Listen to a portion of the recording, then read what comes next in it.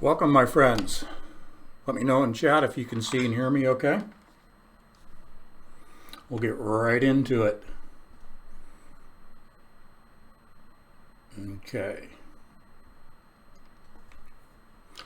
Let me quickly pick up with what is being discussed in the chat room. Josh, when you're talking about your PhD that you're working towards, and you're talking about self-replicating tetrahedrons, was that something that came from our discussions here, or was that something from another source, such as Velikovsky's work and Thunderbolt's project and the entire discussion of electric universe? Or are you taking what you've been learning from me regarding tetrahedrons, self-replicating, and bringing that into your thesis? So which, I'm very curious. I applaud you for what you're doing. I think that's a great thesis.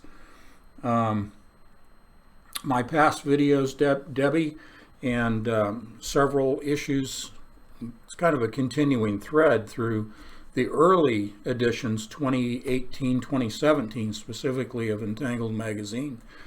Entangled Magazine, I cover my model of the universe, the 600 cell tetrahedron, and self-replicating tetrahedrons rather than a Big Bang. So yes, quite a bit of that. A programming note, I will not be available for a live stream tomorrow, as I sent out in a note earlier today. But with that said, if we have new patrons all the time, and thank God for that, and thank you for that, and thank you for spreading the word. But if there's a need for me to kind of retrace the steps about tetrahedrons, my 600 cell tetrahedron model of the universe, self-replicating tetrahedrons, and also how those apply in quantum mechanics to quantum computing, certainly would be happy to do that. I am going to touch on that. It's very funny, Josh. I mean, it's God's sense of humor. I'm going to be talking about C60 carbon, specifically about diamonds, and we're going to be talking about tetrahedrons, of course, what is being called in this scientific paper super diamonds. So very appropriate that you even bring that up as far as your proposed doctoral thesis. Just kind of catching up here. So let's see. See if you're answering me, Josh, about my question about the tetrahedrons. Okay. It isn't on this point, just in passing. Okay, fair enough. But love to help out. If I can provide any information, any conversation, source material, things like that to help you with your thesis, I'd be more than happy to do that and to contribute. Again, without any citation or anything, I don't want to step on your toes. You're doing the hard work, okay? And anyway, that's fantastic to hear that. And we know you'll be in the background listening, probably not live, as you said, with your studies. But anyway, I'm so excited for you, so pleased for you. And anytime anyone can continue their education, even though it's in academia, it's within the university system, I get it, I understand, it's kind of one-stop shopping, it's about the only place to go. But the fact that you are learning, that you're using your mind, that you're exercising that muscle between the ears, I so heartedly applaud that and try to encourage that with everyone, even if you're not seeking a PhD. Okay, let's go to scripture real quick. Mark 1:17, again, very familiar scripture. I tend to focus on the familiar scriptures, but we bring in our modern day context and therefore interpretation of familiar scripture. And Jesus said unto them, Come ye after me, and I will make you to become fishers of men.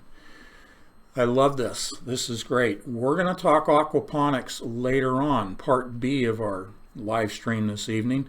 Part A, we are going to start out more scientifically.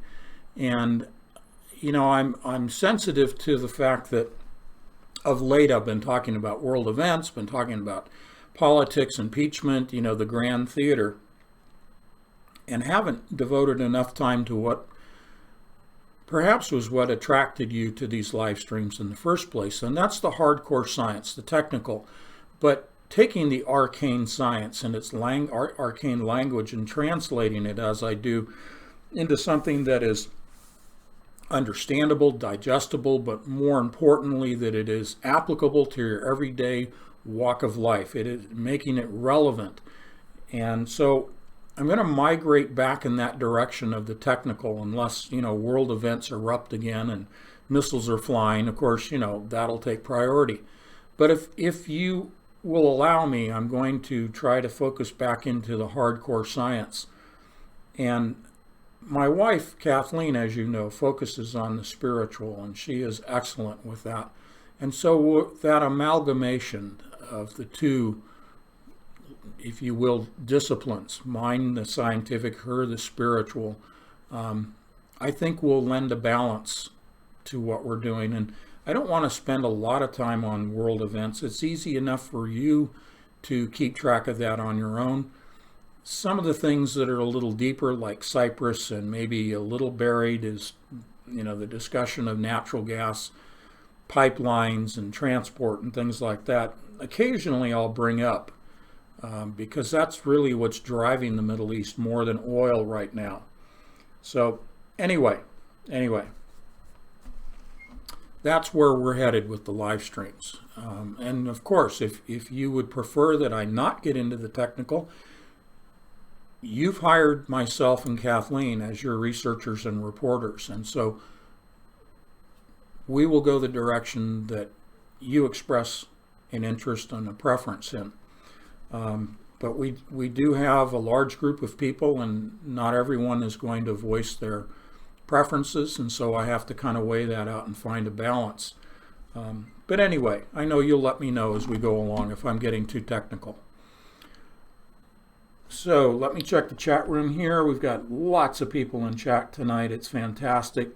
I'm great to hear that New South Wales is getting rain, and maybe things are turning the corner. And, you know, I know we're going to continue our prayers for rain, for God's intervention. Absolutely disastrous, not only for Australia and the loss of so much of the wildlife, over 1 billion animals, as I understand from reports, but there are also expectations that this is going to have a dramatic impact upon the weather, if there hasn't been already from man's geoengineering. But you know, these are the times. This is what God told us was going to happen in the latter days. The natural environment, the weather, the roaring of the oceans, just the entire environment being in a state of chaos. And that's truly what we're seeing unfolding now.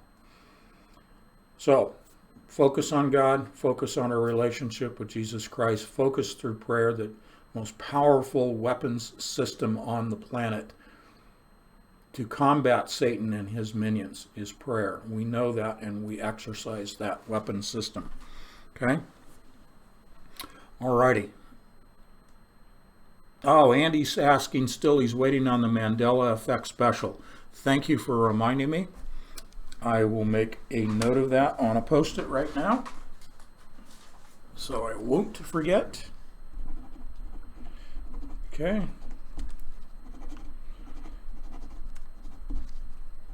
And we will do that. We'll try to do that next week, Andy. Okay.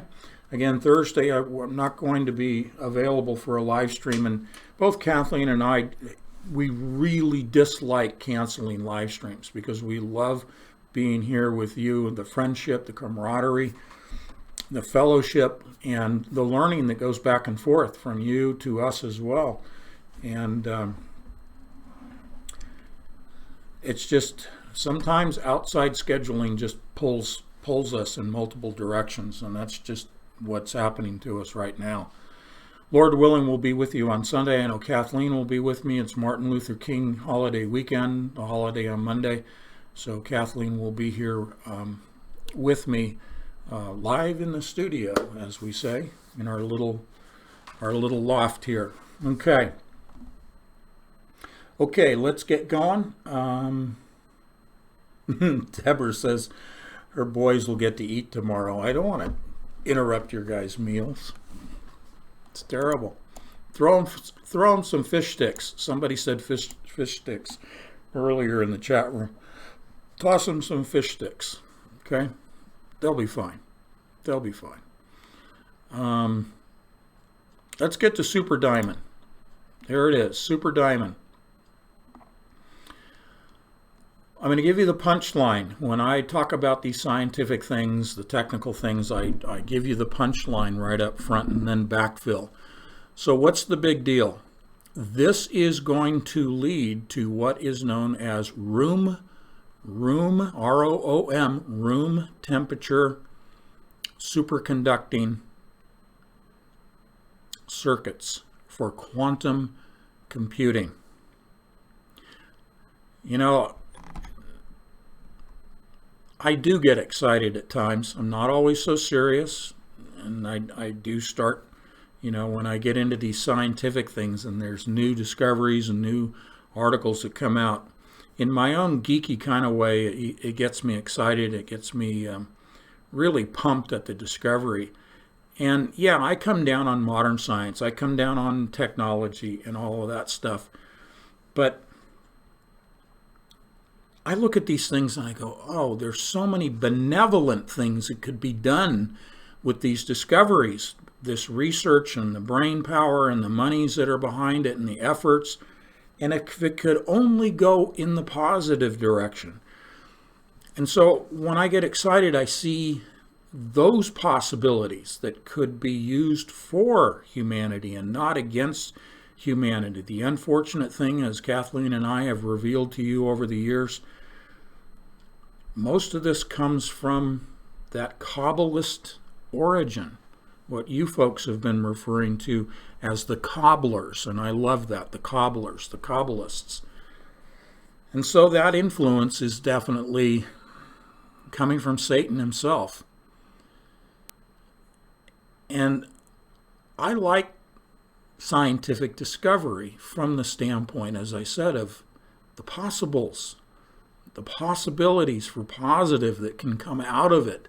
And even though I know its origins and I know the geomantic background and roots of all this stuff, I still see, because it's taken from God's creation. It's counterfeiting God's creation. It's trying to duplicate God's creation. So it gets me excited because I go, well, it's discovering more of the intricacies of God's design. You see, Satan's not creating any of this. Yeah, he's hijacking what God creates. He hijacks it and tries to use it for his own purposes. Ultimately, it will all be burned. We know that. God will burn the elements. And that includes what we're talking about here. Carbon is an element on the periodic table. That will burn as well. So with that context, and I will share with you why I'm excited about this, but this leads to the ability of moving away from things like quantum computers at D-Wave, IBM, Rigetti, et al., that must create a super cold environment, an environment that's 100 times colder than outer space itself, in order to bring the materials, which are typically another element, niobium wires that are used to conduct electrons. And when you make these wires, when you cool niobium down to such millikelvin, just a few millipoints above absolute zero in the Kelvin scale, it allows electrons to move practically without any interference. That's what superconductivity is. It's the easy flow of electrons through the conductor, which is the niobium or niobium, as some people will say, wire within the computer chipset, known as a qubit chipset for quantum bits. Now, with the carbon boron cages that I'm going to elaborate on, the so-called super diamond, there is the ability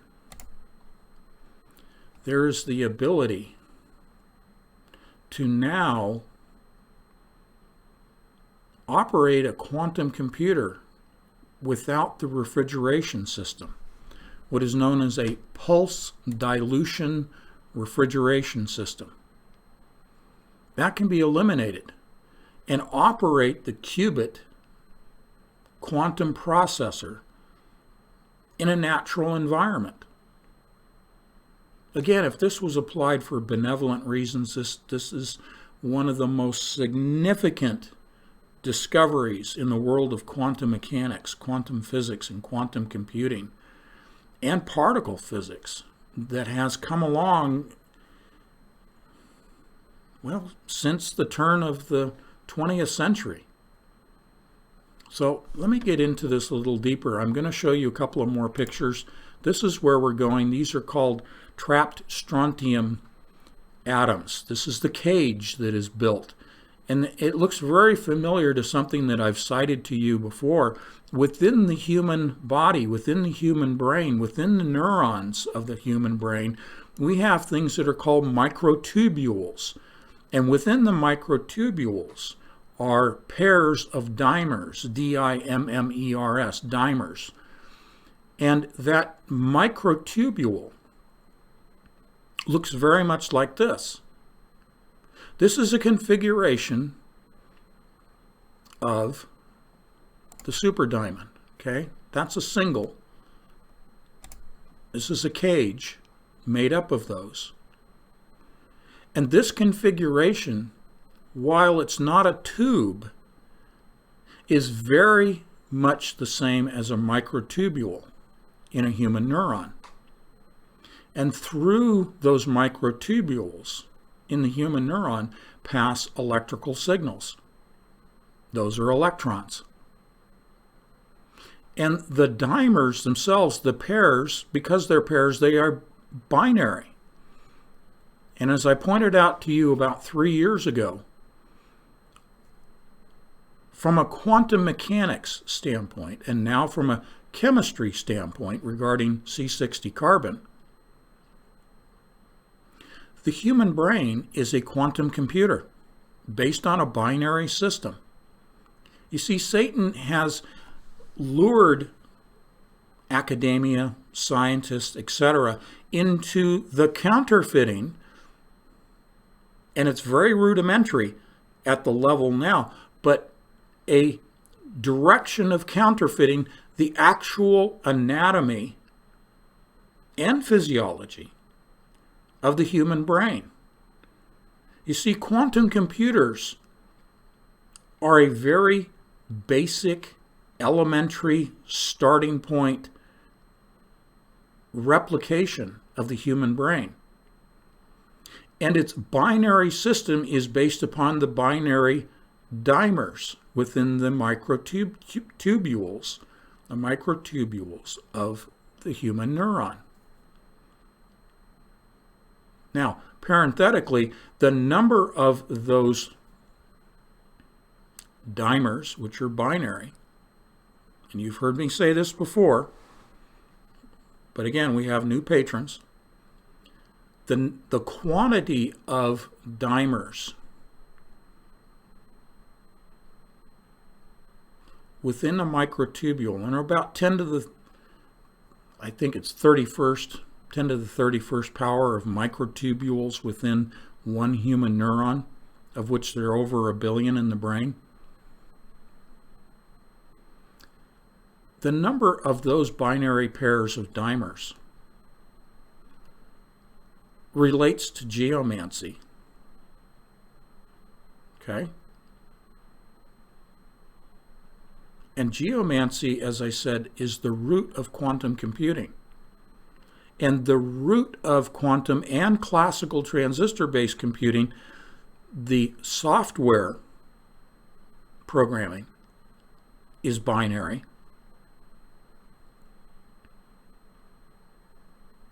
So we take geomancy and we take the tubulin dimers within the neuron, within one microtubule. You've heard this number before, and some of you probably are throwing it out there. Throw it up in chat. If you remember the number, it's a big number, and it also relates to quantum computers. D-Wave's projected, on my part, 10th model of quantum computer, the number of qubits in their 10th generation, which are only at 5 right now. But my projection mathematically, so hopefully that triggers a memory.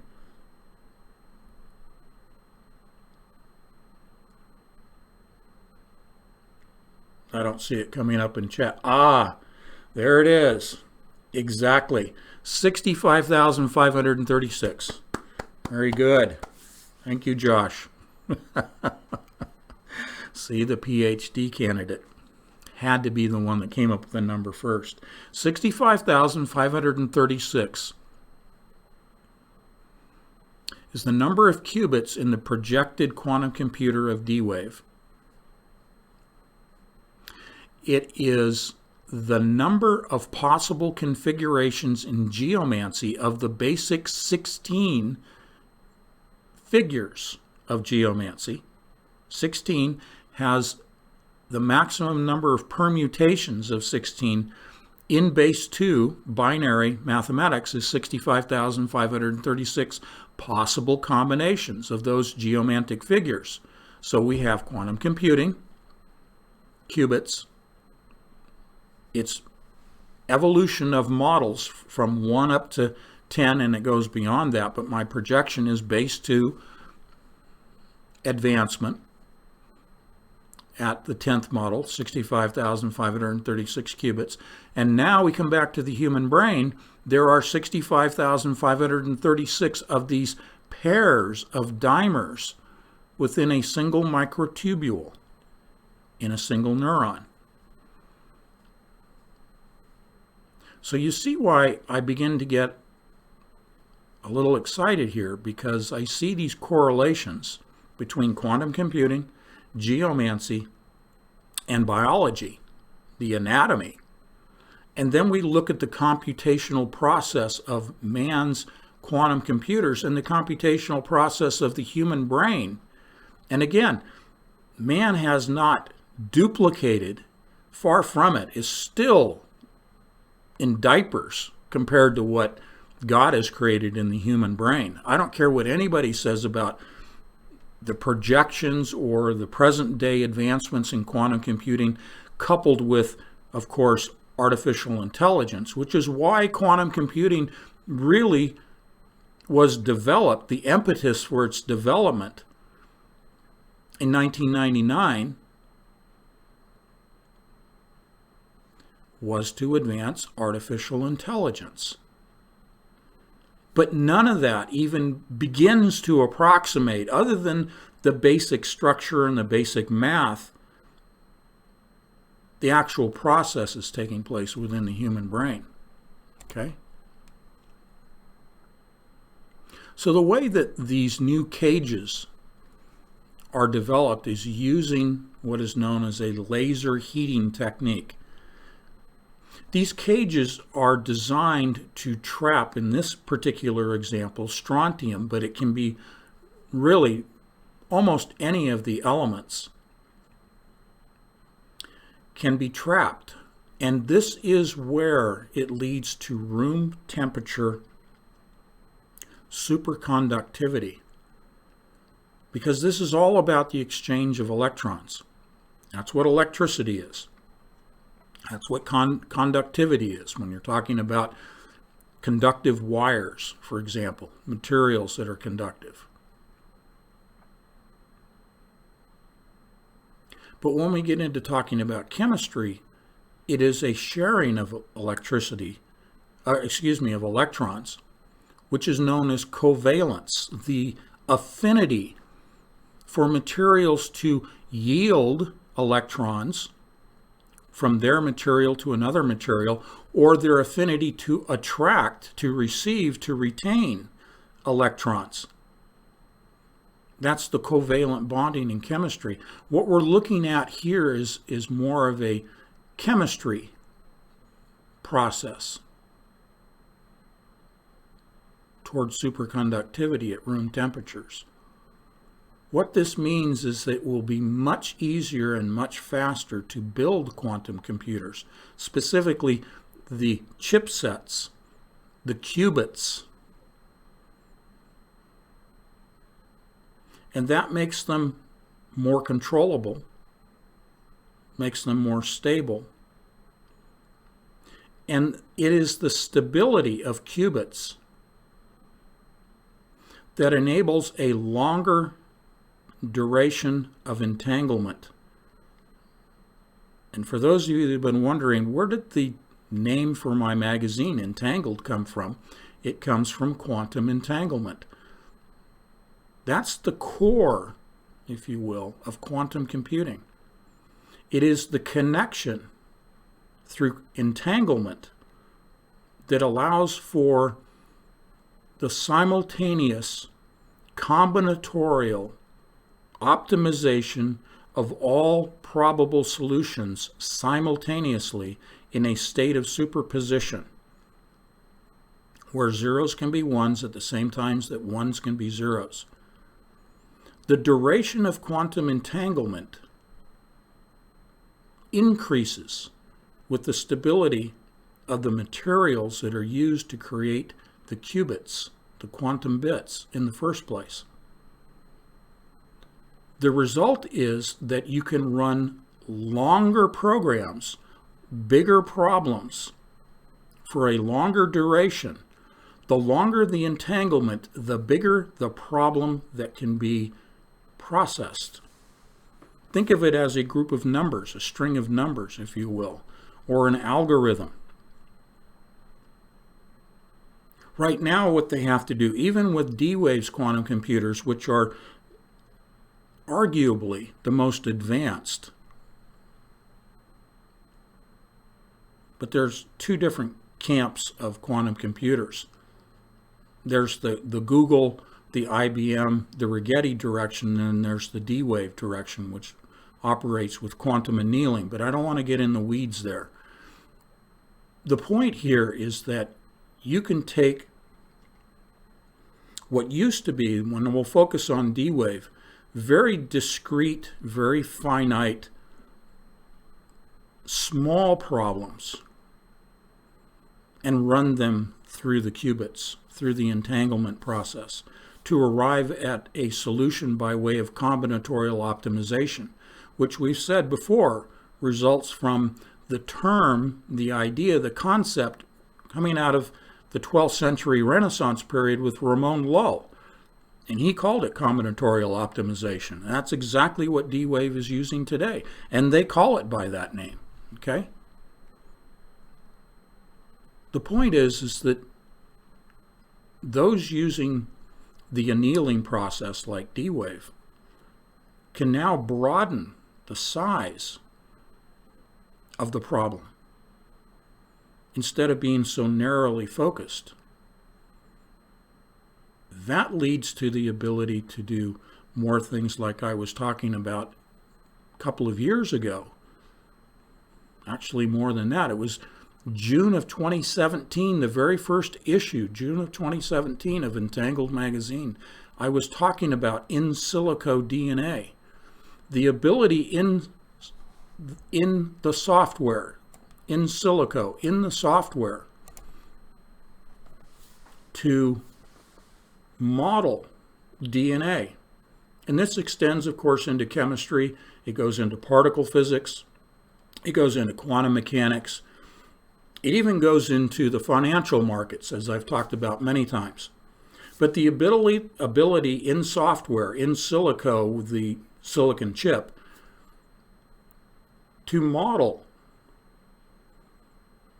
a system or a combination or a covalent bonding, modeling, taking bits and pieces and parts and putting them together in a model and trying it and seeing what the computer result is, rather than having to experimentally combine chemicals or combine materials or combine components. You can do this millions of times in what are known as iterations, millions of combinations in the computer. And with a quantum computer and the speed that it operates and its ability to pull all probable solutions, so in the case of modeling, all components together simultaneously in a very rapid fashion, faster than a classical computer. Let's use a number that Google cites oftentimes when they talk about quantum supremacy. A problem a classical computer might take 10,000 years to solve, a quantum computer can solve in 200 minutes, in 200 seconds. 200 seconds, that was the discussion we had about the so-called claim of quantum supremacy by Google over classical computing. So if we use that as kind of a touch point example of comparing 200 seconds to 10,000 years, very, very rapidly in software you can create different combinations of models, of components, building models. And with room temperature quantum entanglement, that means it explodes the capabilities of reducing that computational time. Certainly, the larger the problem, the longer the computational time. So there's a ratio to this in which you have to balance the size of your problem that you're inputting to how much time you want to allow for that processing and arrival at a solution to take place. So you have to kind of balance those two out. But you can quickly appreciate the fact that if you're already taking a discrete, simple problem, like Google did with their version of a quantum computer, and they arrived at a solution in 200 seconds, and a classical supercomputer, the best, taking 10,000 years. Well, 200 seconds is negligible. So the time factor, for most practical discussions, you throw the time of processing out the window. Yes, that becomes critical when you're looking at multiple systems, multiple iterations, having to keep up with things like the market, the changes in the market due to electronic trading. When you're dealing with particle physics like you do at CERN, and you have these picosecond duration, or femtosecond duration collisions releasing energy, certainly you want your processing power to be on par with that which you're measuring in particle physics. But for our layperson, and that's myself included, our discussions, you kind of throw the time factor out because it's just it almost seems irrelevant. And you focus on how big of a problem, how complex of a problem could you input to a room temperature quantum computer based on super diamonds. And I'm going to dive into that article. That's where we're going. I'm going to give you the technical here, and I'll of course stop as we go through that, and I'll translate things. But I'm giving you the big picture first before we get into the weeds. Because imagine a problem like cancer, like Alzheimer's, like dementia. Because in these more mainstream scientific articles that are written for people that are pretty much lay people but have an interest in science. So they therefore have enough of a background in science that these papers can be written a little more on the technical side. But in that appreciation of the demographics for which they are addressing, they always go to the benevolent, what I call the used car salesman pitch for some development in science that's going to benefit humanity. They always talk about cancer, Alzheimer's, dementia. Okay? They always throw those out. But we know when we apply the 180 technique, we apply the 180, we turn their words around, and we can see really what they're going to apply this new technology, these new discoveries, in a malevolent way, which ultimately, in virtually every case, every example, boils down to the control of humanity and ultimately the destruction of humanity.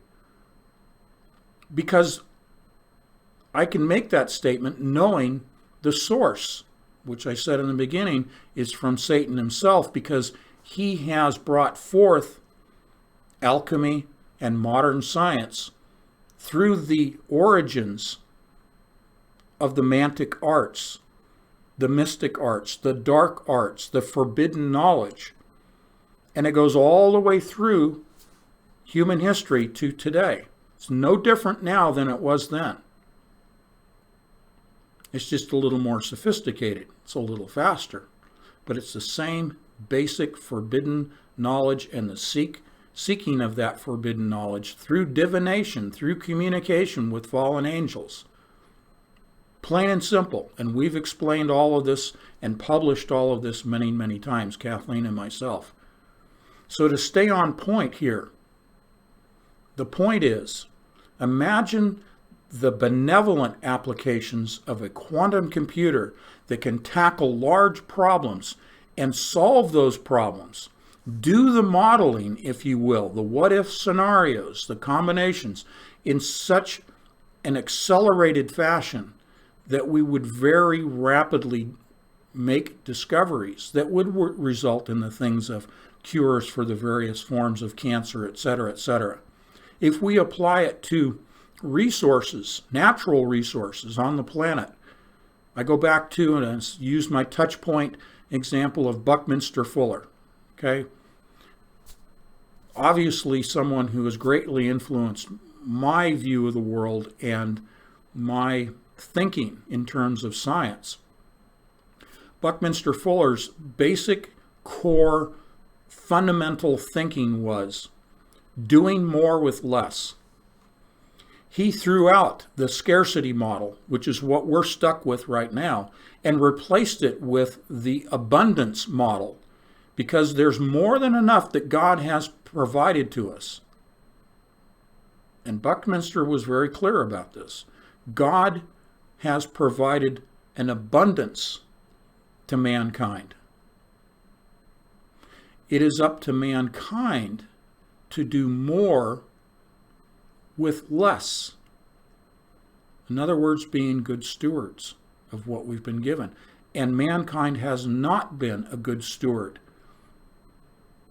and has enslaved humanity into the scarcity model that we are dealing with today. So on many levels, I applaud Buckminster Fuller, and takes us back to the super diamond. Okay?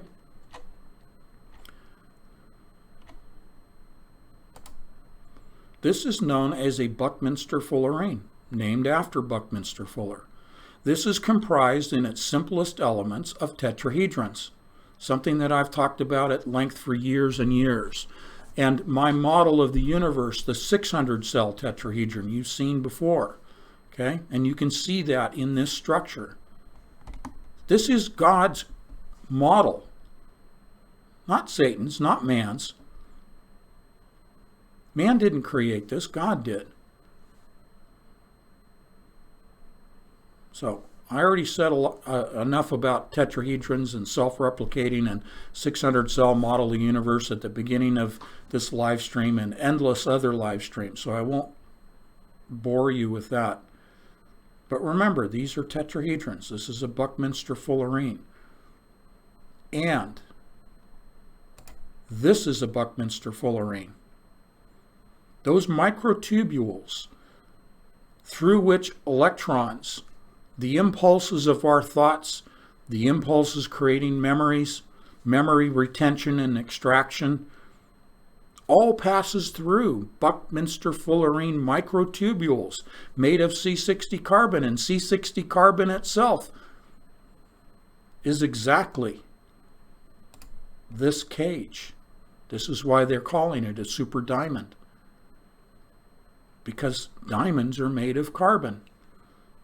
And the lattice work and the covalent bonding of diamond is stable. And because it is so lattice work driven, it is extremely dense and extremely hard. And the bonds are very difficult to break, either through chemistry or through physical impact. Very hard to break.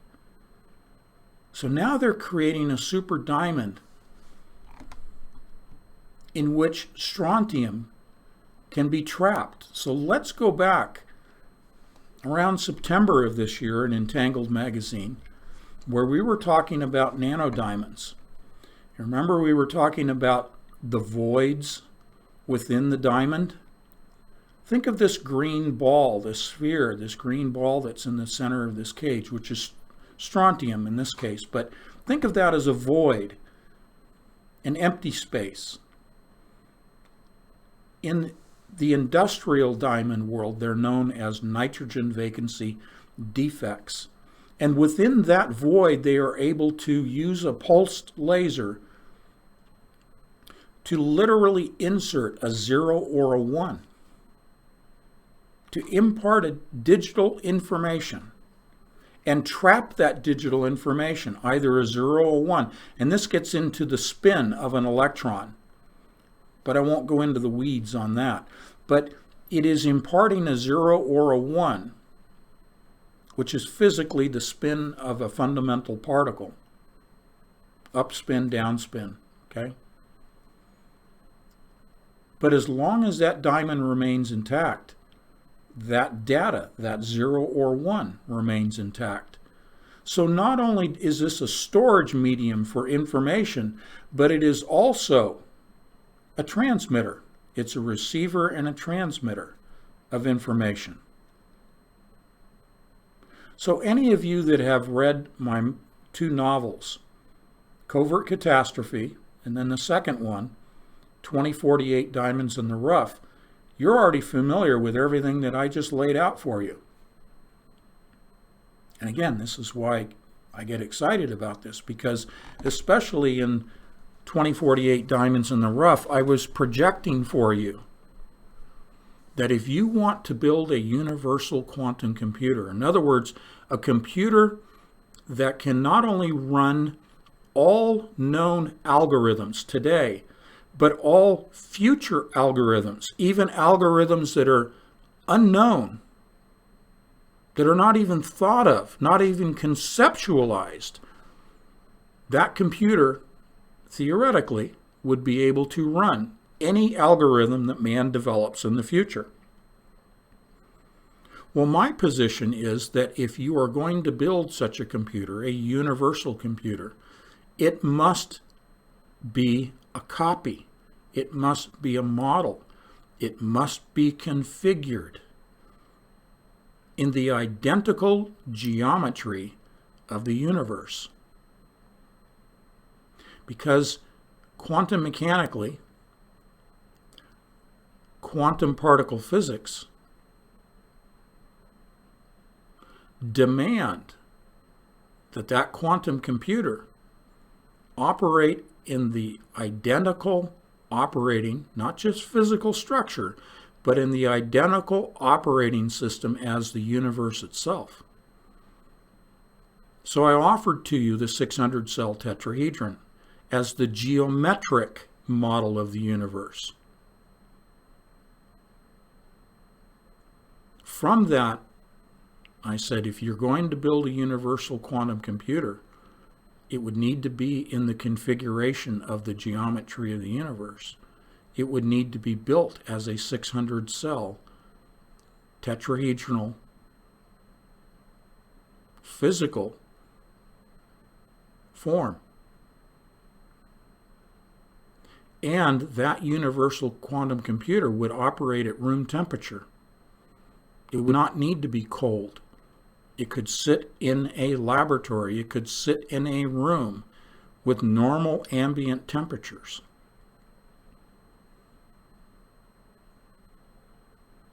This super diamond represents what I wrote and published in 2014. That's why I was getting so excited about this.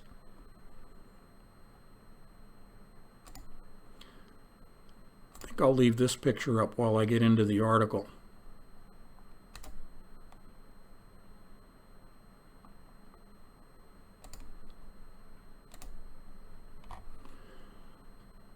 The actual white paper, the peer-reviewed paper, was published on the 10th of January of this year, 2020, in Science Advances.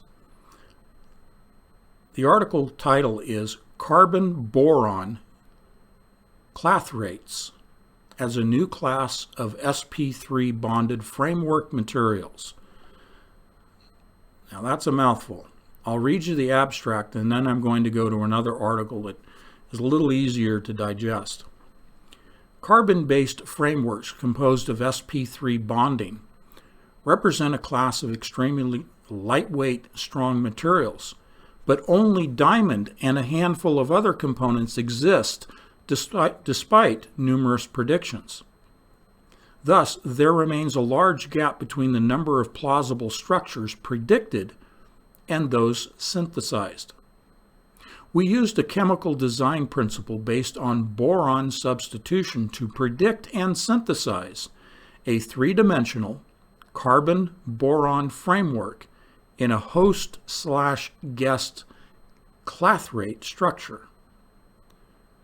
The clathrate with composition 2SR, and I won't read the whole thing, exhibits the cubic bipartite sodalite structure, which is a type 7 clathrate, composed of sp3 bonded truncated octahedral carbon-12, boron-12, that's C12 and B12, host cages that trap SR2+ guest catons. The clathrate not only maintains the robust nature of diamond-like sp3 bonding, but it also offers potential for a broad range of compounds with tunable properties through substitution of guest atoms within the cages. Now, the big takeaway from this is tunable properties. That's where the quantum computing application comes in. Tunable properties. Okay? All right. Let me define sp3 for you. I'm going to put up right now a graphic of that. This is an sp3, there are actually four of them, 4 sp3 orbitals. This is a hybridization. Hybridization describes the bonding, remember covalent bonding? The bonding atoms from an atom's point of view. For a tetrahedrally coordinated carbon, like methane, the carbon should have 4 orbitals with the correct symmetry to bond to the 4 hydrogen atoms, and that's what I'm picturing for you here. So this is a tetrahedral molecular geometry. I remind you, my definition of the singularity was inspired by Buckminster-Fullerene's research, in which Richard Buckminster Fuller, stated that the simplest polytope, that means multiple faces, the simplest polytope that could enclose a volume is a tetrahedron. That's 4 triangles, okay? 3 faces and a triangular base. It's like a pyramid, except the pyramid has a square base. Tetrahedron has a triangular base. So he said that a tetrahedron was the simplest form in nature. Now, he didn't carry that over, to my knowledge, carry that over and say that this is the singularity, the starting point of the universe. Nor did he say that the 600-cell tetrahedron was the model of the universe. These are my conclusions based upon his previous research. So what I'm saying is there's no Big Bang. The universe didn't explode. It replicated. Self-replicating tetrahedrons, beginning with the singularity that enclosed all energy within a tetrahedron as created by God. And all energy, thus producing all matter, arose from the interior of a single tetrahedron. Tetrahedrons that, just as we see in cell mitosis, the division, the replication of cells in biology, is exactly the process of the tetrahedrons in which they self-replicate. And they do that at such a rapid pace that we detect it, measure it, and arrive at a conclusion that the universe is exploding and outwardly exploding and expanding, when in fact, it's a rapid process of replicating tetrahedrons. We see that right here in this discussion of hybridization. That's what sp3 is. Okay? Just to define that for you. This is the concept of mixing atomic orbits. Think of the typical model of an atom. And you see the electrons spinning around, and they have the pathway that the artist draws, the orbital pathway of an electron. Those orbitals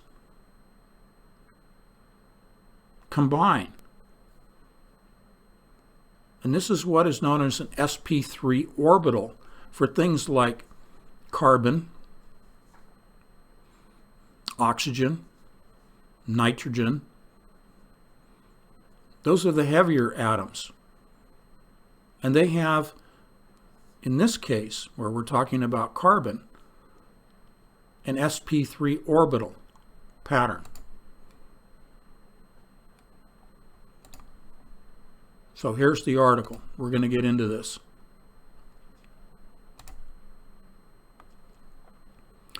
This comes to us from technology.org. Superdiamond.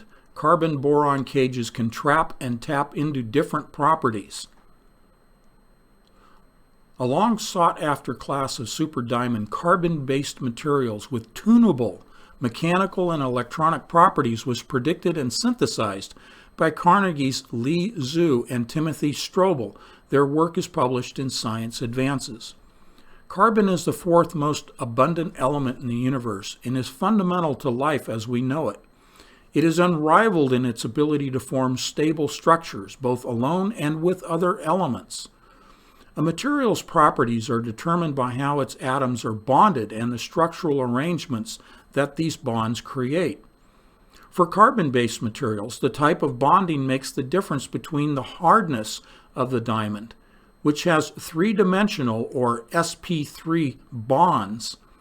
Okay, those are the orbital pathways that interact and covalently bond, okay, which has three-dimensional sp3 bonds, and the softness of graphite, which has two-dimensional sp2 bonds, for example. So I'm going to make it a little clearer here, and I'll go back to the superdiamond, okay?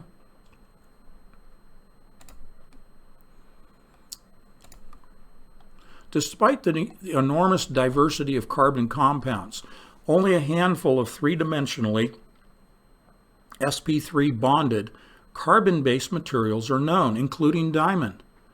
The three-dimensional bonding structure makes these materials very attractive for many practical applications due to a range of properties including strength, hardness, and thermal conductivity.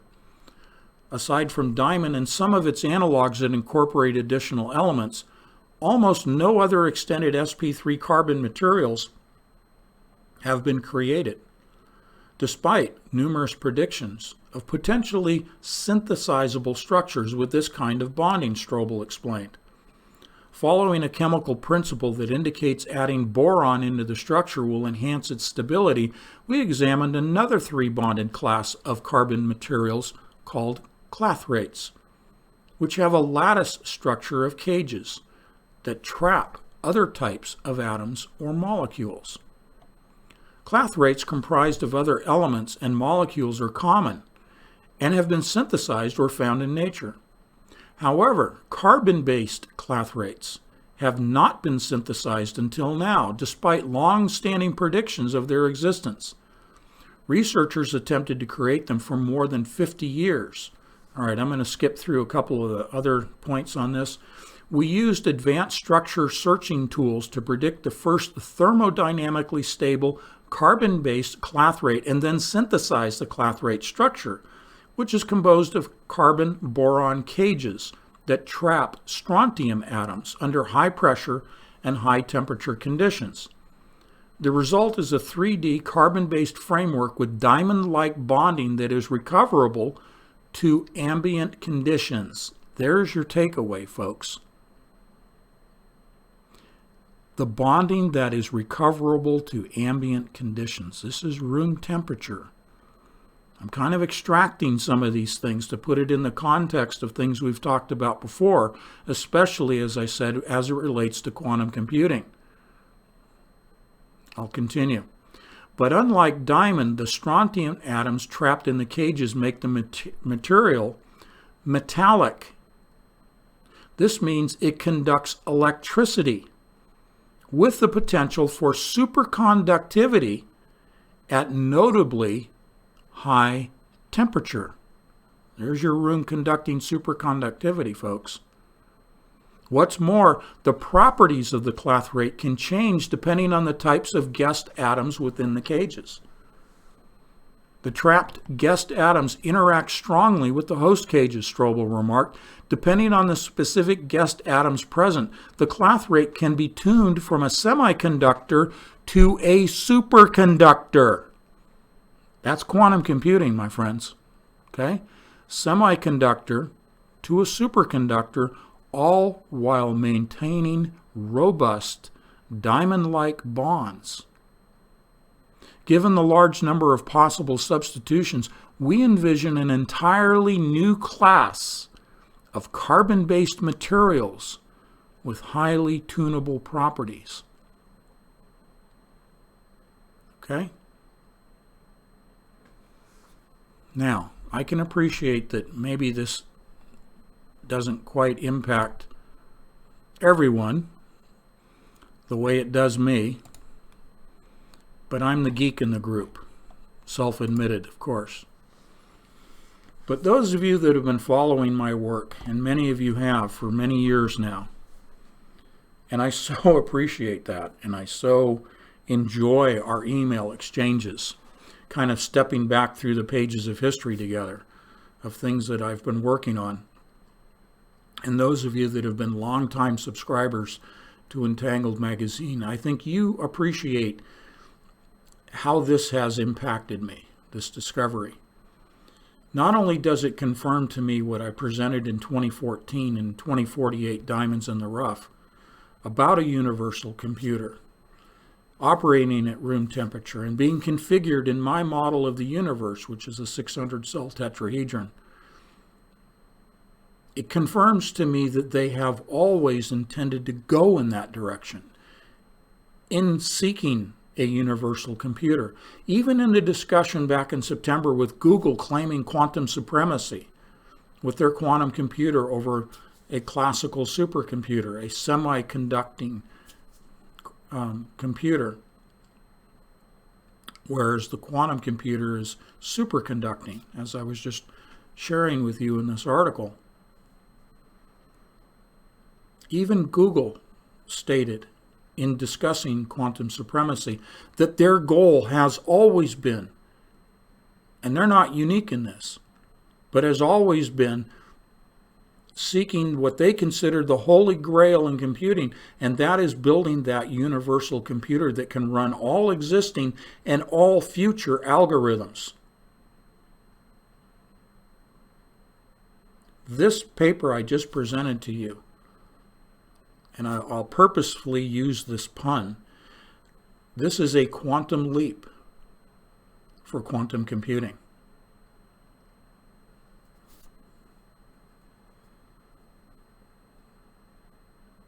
So, what does that mean to you and I? How do we make this relevant? I always try to bring it full circle back to relevancy, to our everyday walk of life. What it means is it further demonstrates the continuing parabolic acceleration, what Google's researchers described in the processing of their algorithms, which they describe that algorithm now as a string of integers past the decimal point that seemingly are infinite now in their number of integers that are capable of being processed by this quantum computer. It used 54 qubits as opposed to D-Wave's quantum annealing process using over 2048. Soon this year they will announce the 4000 and 2048 and 4096. The 5000 qubit. Two different systems, two different processes. But the point here is that Google's search for the quantum computer and D-Waves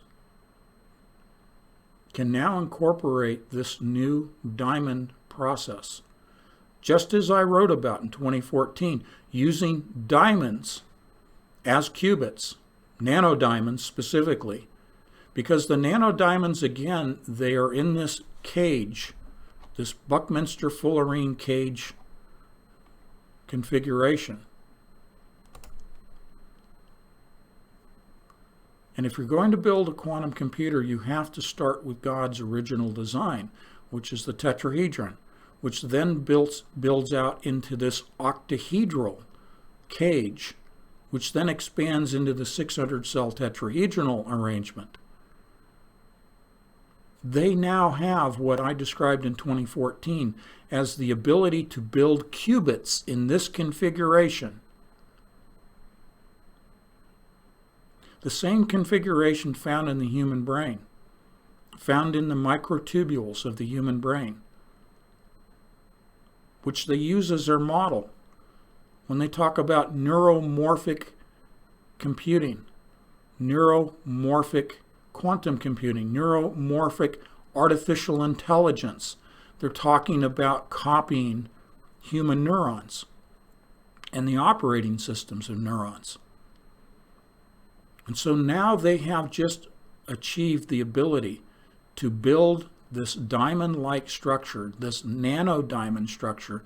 Nanodiamonds themselves, think of this as a fractal process. You start with one tetrahedron, and it replicates outward in a macro scale in a fractal process. And if you reverse engineer it, it is still fractal as you move downward, meaning that as you move down through from the macro scale to the micro to the quantum scale, you continue to see tetrahedrons. And so in the configuration, in the structure that I prescribed in 2048 Diamonds in the Rough, I said you start with nanodiamonds. Those are fractal, because if you were to take apart a nanodiamond, you would find that it's built out of tetrahedrons.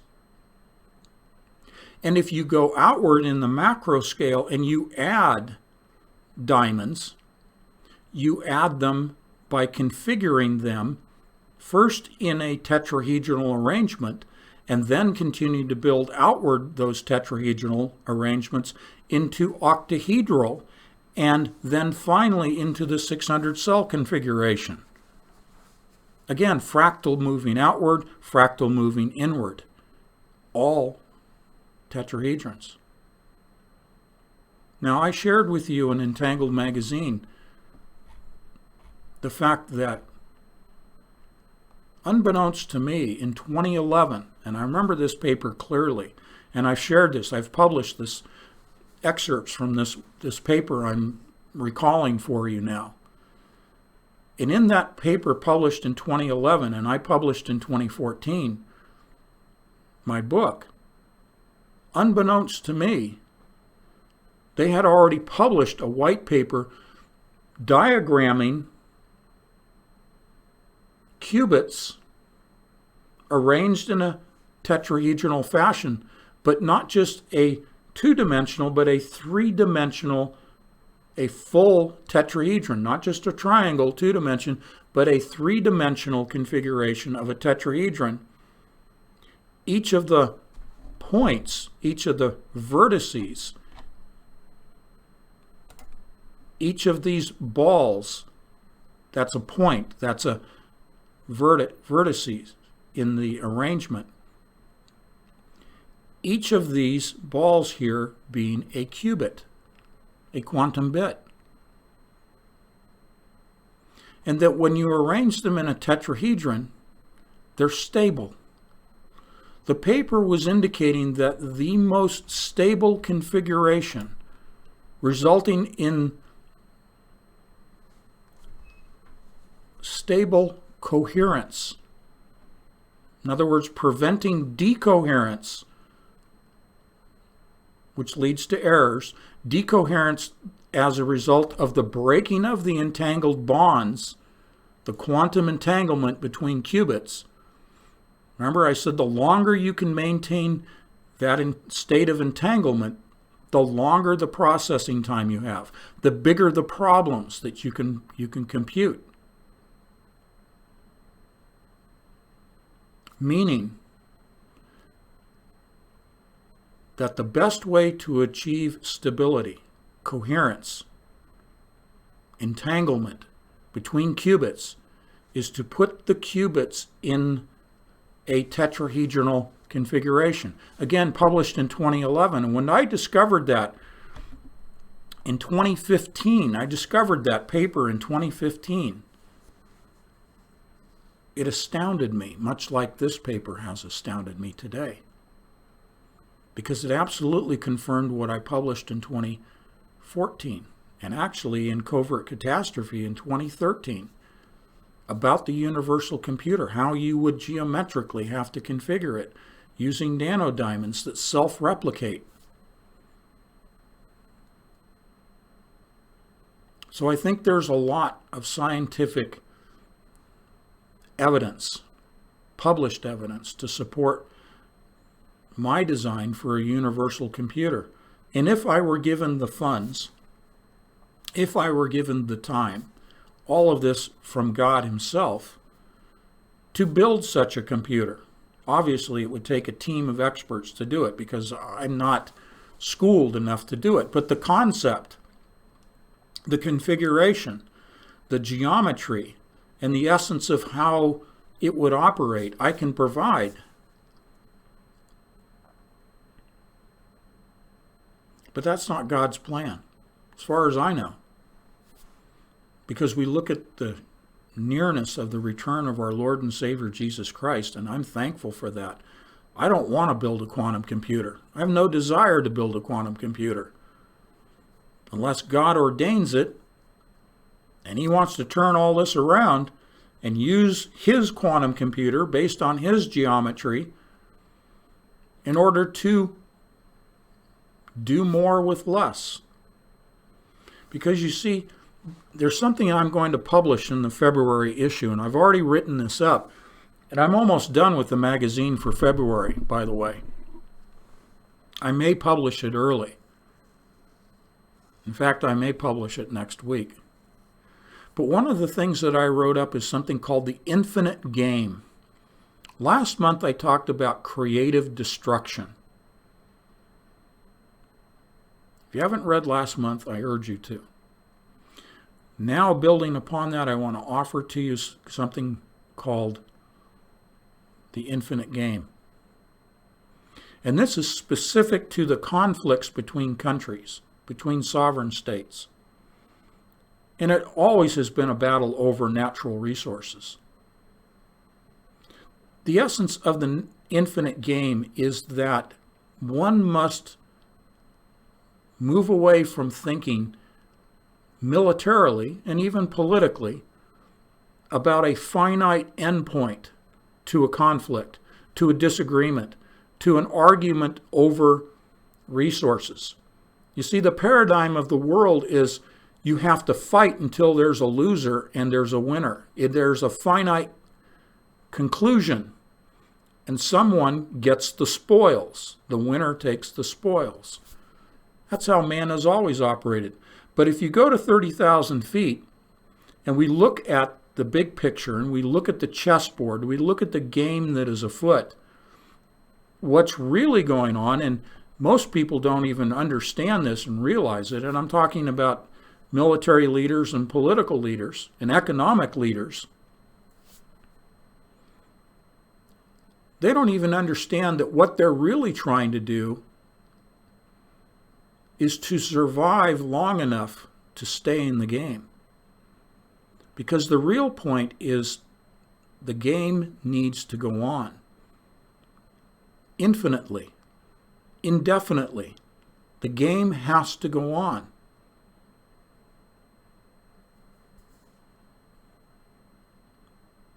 You see, subconsciously, they don't understand that that's what really is driving them. Because if there's a finite conclusion, if there's a loser and there's a winner, then the game stops. And I'll explain more. I'm kind of teasing you a little bit, but I'll explain more of that in the February issue of Entangled. But I want you to kind of go to that direction of thinking outside the paradigm. Much like Buckminster Fuller thought outside the paradigm being the scarcity model. He did the 180 on that, and he said, no, there's plenty for everyone. But then that collapses the economies of the world that are based on the scarcity model.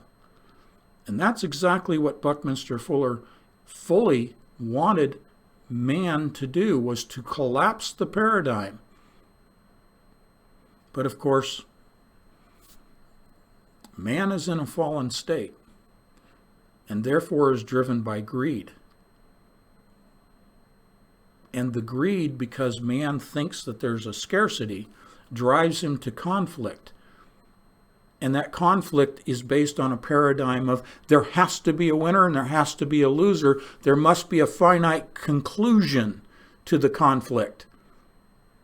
Well, that almost speaks to the nuclear paradigm of mutually assured destruction. Mad, doesn't it? And we see that playing out right now, not only in the Middle East, but economically. Today was signed with the Chinese, between the U.S. and the Chinese, a trade agreement, which I'm going to give you the nub of the issue on that trade agreement, and that is, for the first time with China, for the first time, there are legal proceedings and consequences to their theft of intellectual property from the United States on the part of China. China has agreed to that. Why would they agree to it? Because they've had the swine flu wiping out their pork industry, and they're down on bended knee to buy not only pork, but soybeans and other commodities from the United States. And I won't go on to that long tangent. You can look it up for yourself. But this is the first time there is a trade agreement with legally binding consequences for violation of the articles of that agreement, binding on China. And the tariffs that are in place remain in place with China's imports. It also includes billions, not only of agricultural, but of services and other businesses exporting from the United States to China. China is agreeing to buy because their economy is on shaky ground. They're announcing their digital yuan this week, okay? The digital currency, the digital version of their yuan, they're announcing this week. But remember, Libra is going to be the one world global currency. So this is a short-term development on China's part. They're just propping up, okay? But they, in their food sector in China, have nearly runaway inflation for their food because of the scarcity of food in China now, predominantly because of these various viruses like swine flu that have been running almost pandemic in China now. And so they're in agreement now because they don't hold all the cards. Now, from 30,000 feet, this I see leading to military action by China against the United States, despite the trade agreement. Because again, they view it as a scarcity model. And yes, they're experiencing scarcity and shortages in China. They want our resources. And so I think eventually it's going to come down to a military conflict between the United States and China. Again, this is all just part of God's plan.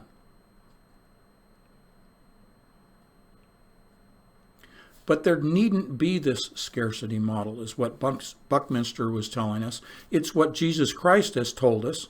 Look at the multiplying of the loaves, okay? And Kathleen and I have talked about this augmentation of us as the children of God, the performing of miracles. John 14, verses 12 through 14. We've cited it in the last live stream. We can do more with less.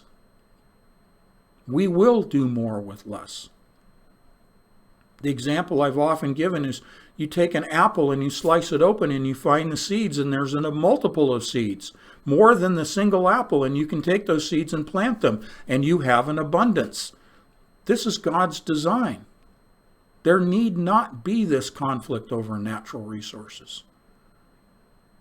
But what's really subconsciously driving them, as I said, that they're not aware of, is this perpetual game. They don't even realize that they have this almost instinctive desire to keep the game going. And what is that game? It's the scarcity model. Thus, the fight over natural resources that the whole world is embroiled in. The February issue, I'm using Cyprus and I'm using natural gas, and Libya and Turkey and Russia and Greece and the Cypriots, and of course Israel, to discuss this infinite game concept with you. Kind of a departure, kind of a little different issue for Entangled. Okay? All right. Take a deep breath. We're going to aquaponics, as promised. It's kind of like whiplash here, right? Oh, man. You guys get me talking and I can't shut up.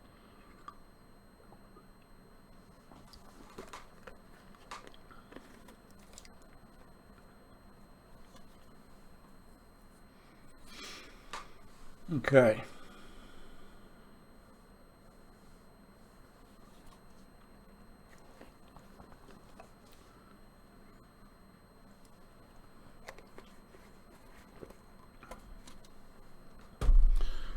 Okay, guys.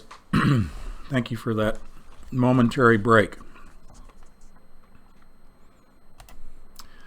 Put up on the screen here, I know many of you are just listening in the background, but up on the screen I have, as we always like to do, we define words here. Aquaponics, what does it mean? Aquaculture.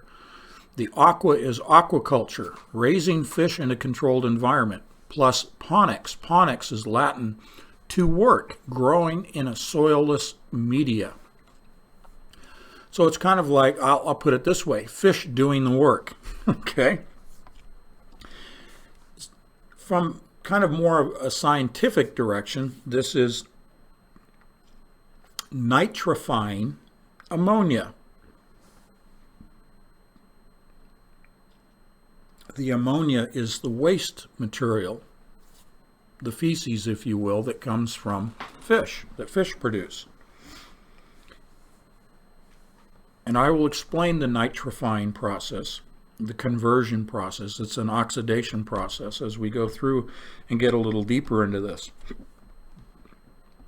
Aquaponics can also be defined as microbial systems that support plants and fish. Now, why am I talking about this at all? Because like Buckminster Fuller saying we can do more with less, I want to underscore and just put it on the table right out front. I'm not trying to displace soil-based farming and farmers and their families. There are a host of products, such as corn, soybeans, I mentioned a moment ago, that need to be grown in fields because of the volume of material, of plants that need to be grown in a fairly short period of time. So I'm not trying to take away from soil-based farming. Let's call this an augmentation of traditional soil-based farming. This is intensive farming. This is focused farming done in greenhouses, in buildings, in warehouses. Of course, indoors they're using grow lights. In greenhouses, they don't need grow lights necessarily, but they can be used, of course, in that setting as well. But this is indoor farming. And you're using as much of that interior space as you possibly can. You're trying to be very efficient with your square footage. You're trying to maximize the yield for every square foot inside your greenhouse. This can be done inside a barn even with grow lights. Okay? There are various types of growing setups, and I'll go through those very quickly. This is just an introductory level, so I'm going to go through it fairly quickly tonight. I went on pretty long on the first section, so I've only got about 40 minutes. Again, being respectful of your time, I'm trying to stick to 2 hours.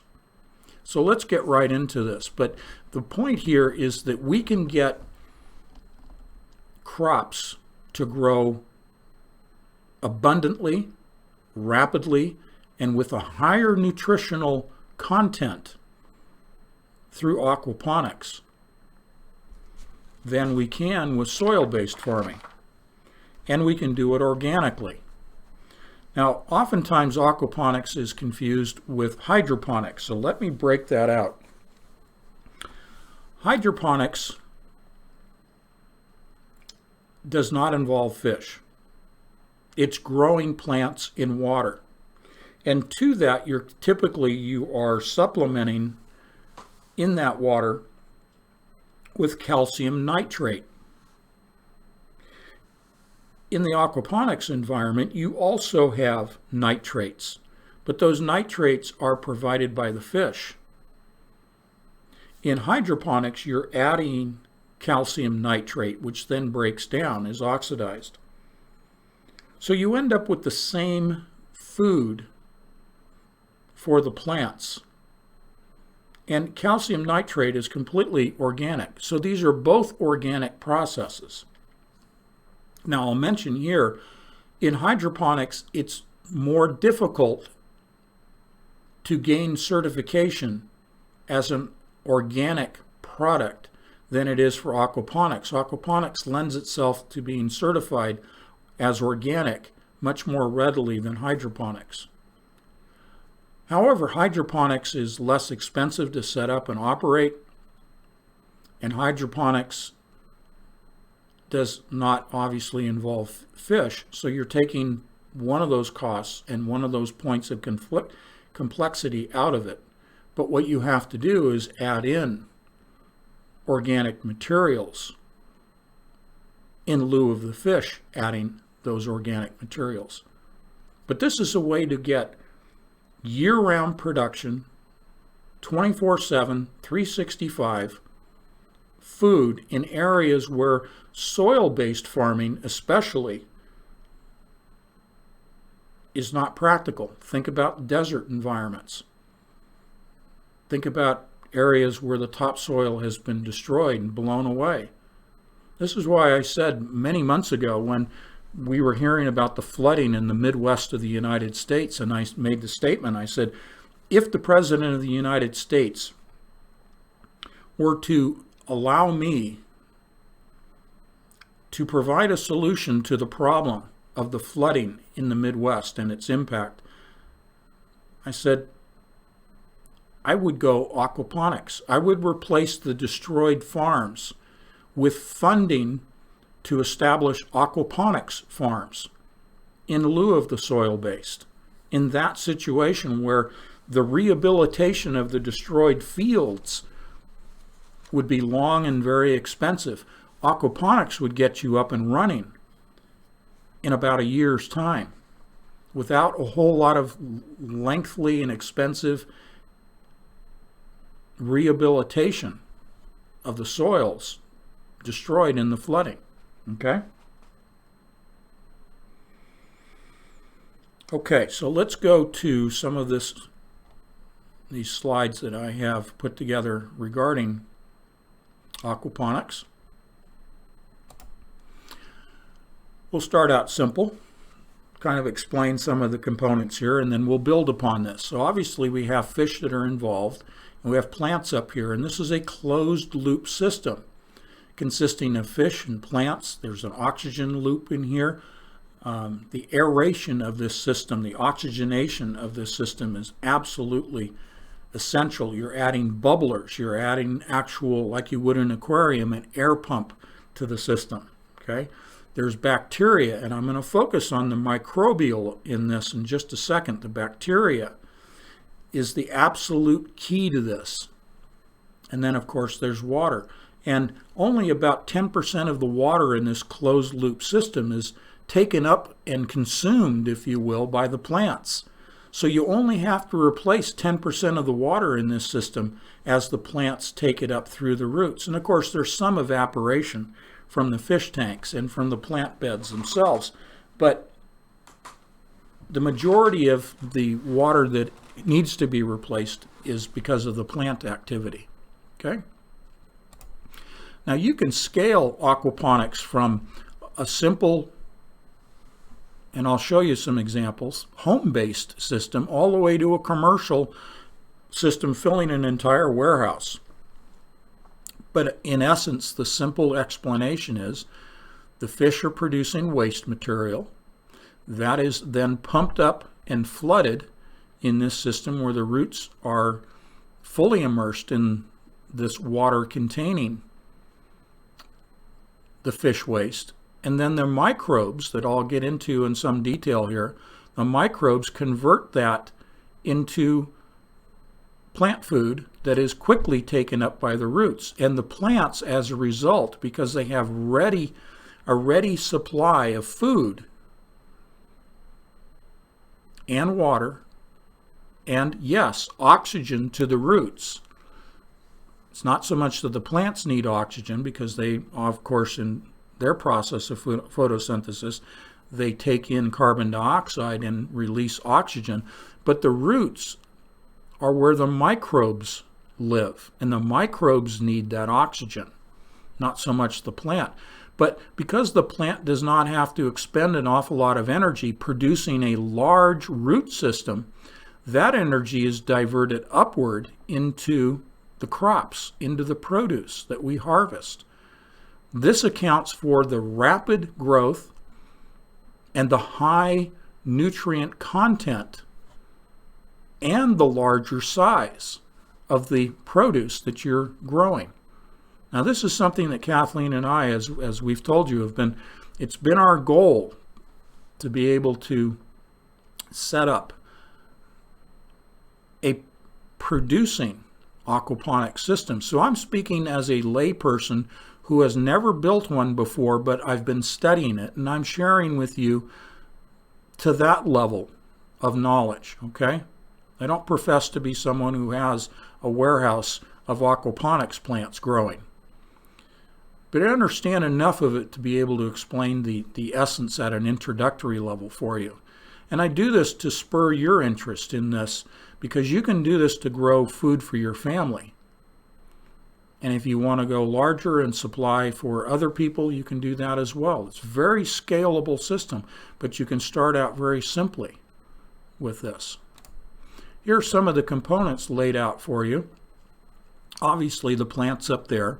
The water that's coming from as it passes along past the roots is then returned all the way back through here to the fish. So that's clean. The microbial environment in the roots in this tank, the microbes are returning clean water back to the fish. So they don't receive any of their original waste material. And of course that keeps the fish healthy and promotes their growth. You have a lift pump here taking the water from the fish tank and providing it to the plants. And the microbes act as that biological filter. The biological components are presented here. Of course, all of these, the plants, the microbes, and the fish, of course, are biological components. You'll note here the air pump. So I was mentioning that a moment ago. Absolutely critical that you aerate the fish tank. And that provides an oxygen saturation to the water that is then brought up along with the nutrients into the grow beds. This needs to be a fully oxygenated environment specifically for the microbes to get established, stabilize, and then thrive. So even here, it isn't shown here in the diagram because it's simplistic, but even here you will have air bubblers in this growing bed as well. Again, here's the loop, the closed loop system. Number one, clean water is contaminated with fish food and waste. Number two, the water containing ammonia from fish food and waste is pumped into the grow bed. Number three, the bacteria turns the ammonia, that's the waste products from the fish, the ammonia first into nitrites and then to nitrates. The nitrates are the plant food, okay? Number four, plants absorb the nitrates as plant food. Pretty simple, and it is. What I'm going to get into in talking about the microbes and the process of oxidizing, I don't want it to sound like it's really complex or anything because the system pretty much takes care of itself. The big takeaway here is not to focus on the plants, as counterintuitive as that might sound, and not to focus on the fish, but to focus on the microbes, because it is the establishment of the bacteria and the promoting of their replication. We're talking a lot about replication tonight. The replication of the microbes to build a microbial environment that can stabilize and then thrive. And it is that point, that tipping point of stabilization to thriving in its multiplication, that you then will experience an explosion or explosive growth in your plants, because there's a high conversion of nitrites to nitrates, which the plants can use. So it's the microbes that produce the food for the plants. And I'll explain more about the microbes here in just a moment. So again, the essence of this, and they're including worms here when they talk about microbes, because yes, you can, in your grow beds, you can literally place your red wigglers, your earthworms, in there, and they act to break up the soil, to aerate the soil, which is absolutely essential for the microbes. The breaking up of the soil produces more surface area for more microbes to proliferate. And from the worms, you also get worm castings. Now, I won't go down this path because it's off of our introductory level, but you know, if you've done any gardening with worms, that it's the castings of the worms, their waste material, that combined with aquaponics, you can create a tea. You can create a tea that you can pour into your soil-based garden, not into aquaponics, but into a soil-based garden. You can take this tea from the aquaponics and the worms, their castings, vermiculture it's called. You can produce a tea that is very rich in nutrients and put that into your soil-based gardens. So great system all the way around. So you can see this for yourself, okay? Now, step 1, you feed the fish. Step 2, the pump removes wastes and cycles the water up into the grow beds. Number 3, beneficial bacteria converts ammonia and nitrites to nitrates. Step 4, the plants remove the nitrates, the plant food, from the water.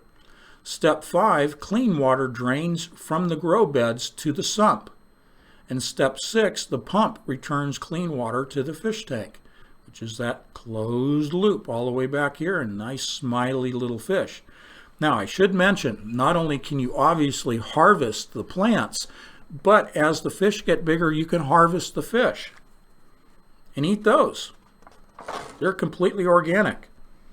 Typical types of fish would be tilapia in the southern states of the United States, very popular in Australia and places like that. In other countries in Southeast Asia, tilapia. Market-wise, it hasn't done real well in North America.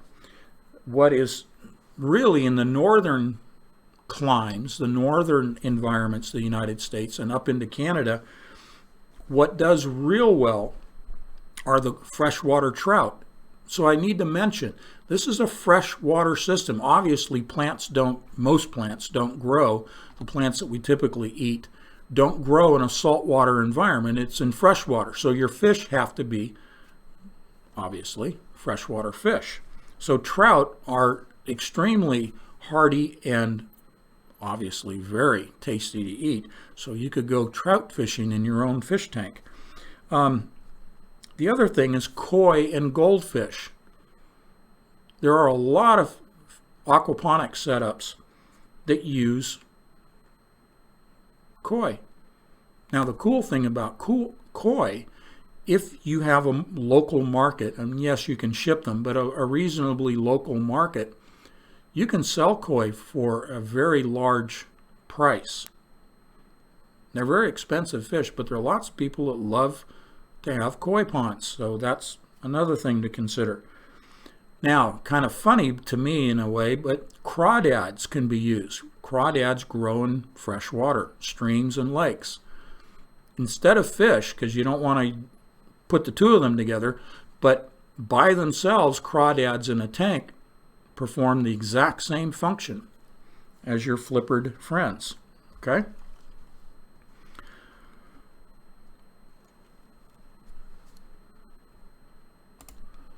Here's some examples.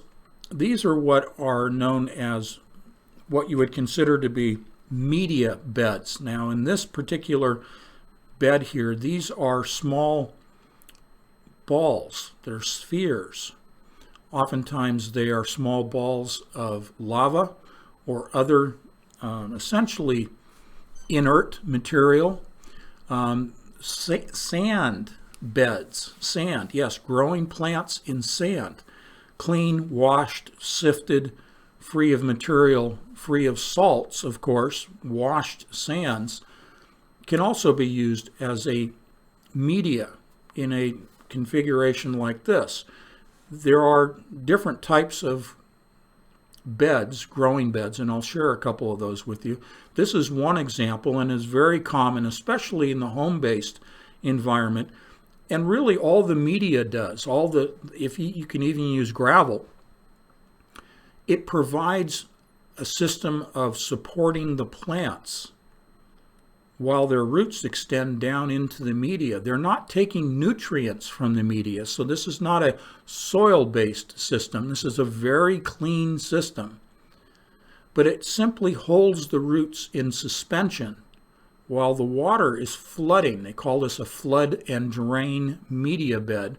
Floods this media bed, remains flooded for a period of time, depending on your plants, saturating the roots, allowing them to uptake their nitrates, and then it's drained back into and returned to the fish.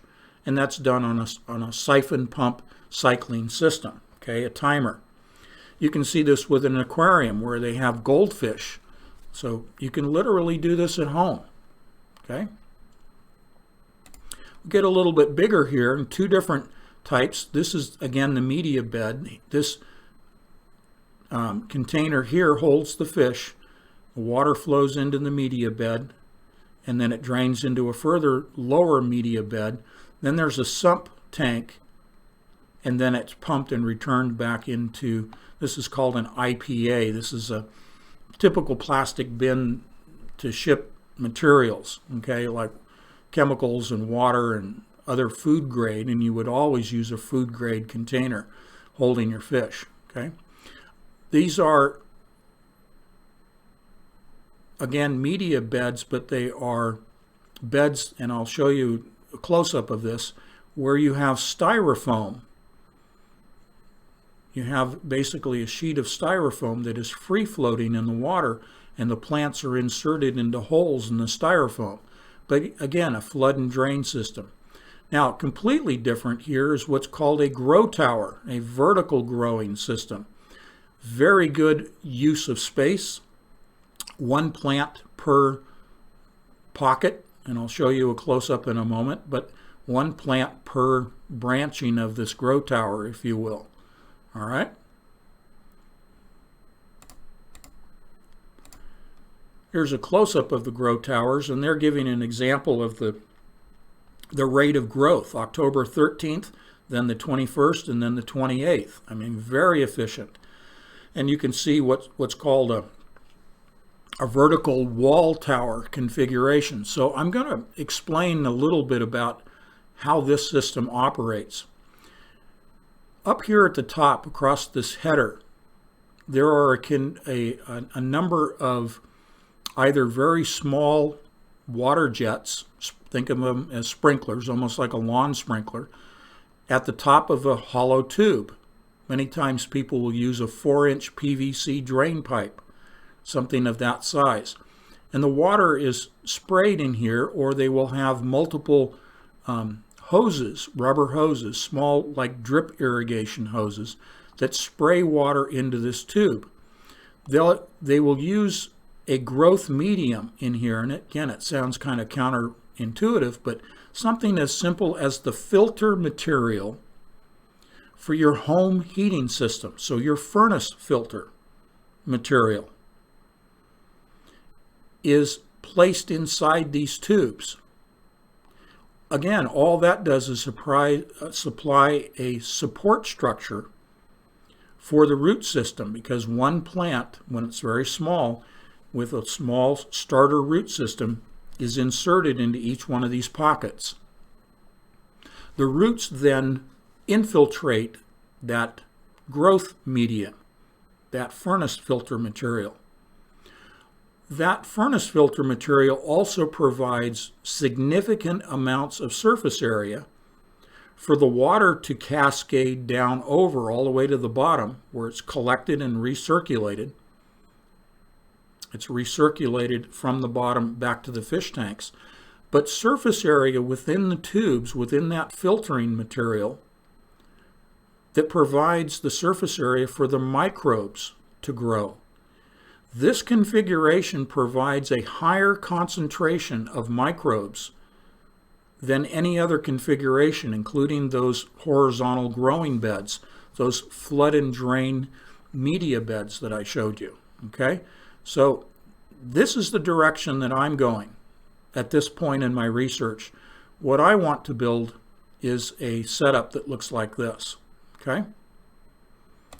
Now, the guy that I kind of considered the one who really got me started on aquaponics, when I discovered Murray Hallam, who's out of Australia, when I discovered Murray Hallam and his programs and his books and DVDs and all these things, I was hooked. I mean, he's kind of like my Buckminster Fuller for aquaponics. And he travels the world, and he puts on classes, and he helps commercial operations and farms to get started, and just a great guy to listen to. I mean, he has a great personality, and really is passionate about what he does, and he knows what he's talking about. Okay, So here's an example of more of a commercial setup for aquaponics, and in here they have koi and multiple tanks of fish and going out to a large operation. This is, I believe, a tilapia. That's typically what Murray grows in his setup in Australia, are the tilapia. Okay. Again, where I'm going with this is to the trout direction. I think I want to raise trout and probably koi. Okay. Let's see. I think we're getting off track here. There's my fish tanks. Ah, that's what I was looking for. Okay. So this is an example of a commercial operation, and these are floating beds. And from those, and this is in a media bed, this is in more of a gravel-based bed situation, you can see the size of the fruit that can be produced. You can grow not only vegetables, but fruits. You just have to have the proper media bed to do that.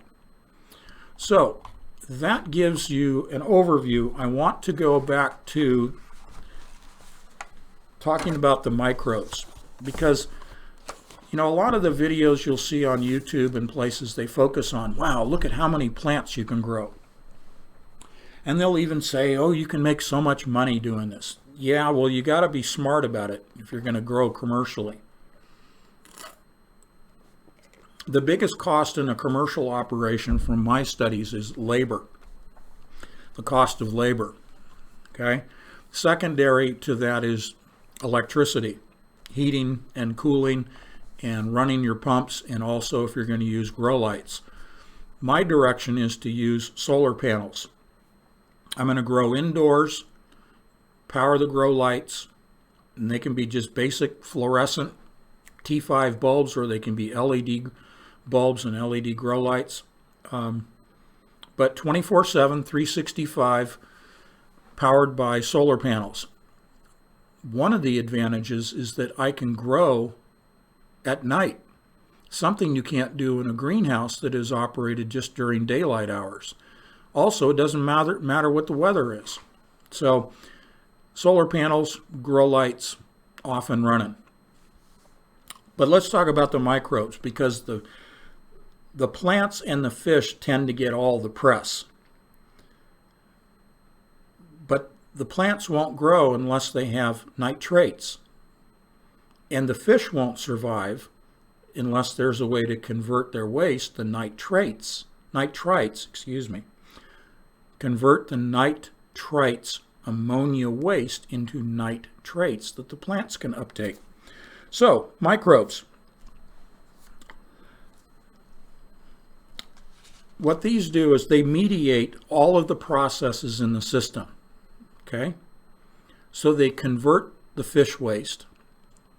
They provide the food to the plants. They filter the water, the microbes, they filter the water and return it clean to the fish. The microbes with the fish also provide for healthy digestion within the gut of the fish. So it promotes the health of the fish. The nutrient uptake at the root of the plants is only possible by way of this nitrification process conducted by the microbes. Now, there are hundreds of thousands of different types of bacteria that are naturally occurring. They're in the water, they're in the media beds, they're in the plants themselves you put in there, the microbes are in the fish. They're in the environment naturally. There's nothing that you're bringing to this in terms of microbes and artificially placing in the system. Thus, it is purely an organic process. Okay? So there's the nitrification process, but there's also a mineralization process, and I'll get to that in a minute. But the nitrification is the converting of ammonia and ammonium by the oxidation or the oxidizing process of the microbes. Again, taking the nitrites and converting them, that's the oxidation process, converting them to nitrates. the first step, the first microbe, if you will, the first predominant bacteria. Again, there's over 100,000 different types of bacteria in this system, but I'm going to give you two of the principal ones. Are nitrosomas, S-O-M-O-N-A-S, nitrosomas. They convert the ammonia into the nitrites. Now the other is a nitrobacter. And a nitrobacter is converting the nitrites into nitrates as well. So those are the two principal ones, and when you study aquaponics, those are the two that are usually most often cited. But again, there's over 100,000 different types. They are all involved in this nitrification process. That's that conversion. What you're building through this is a very diverse system of microbes.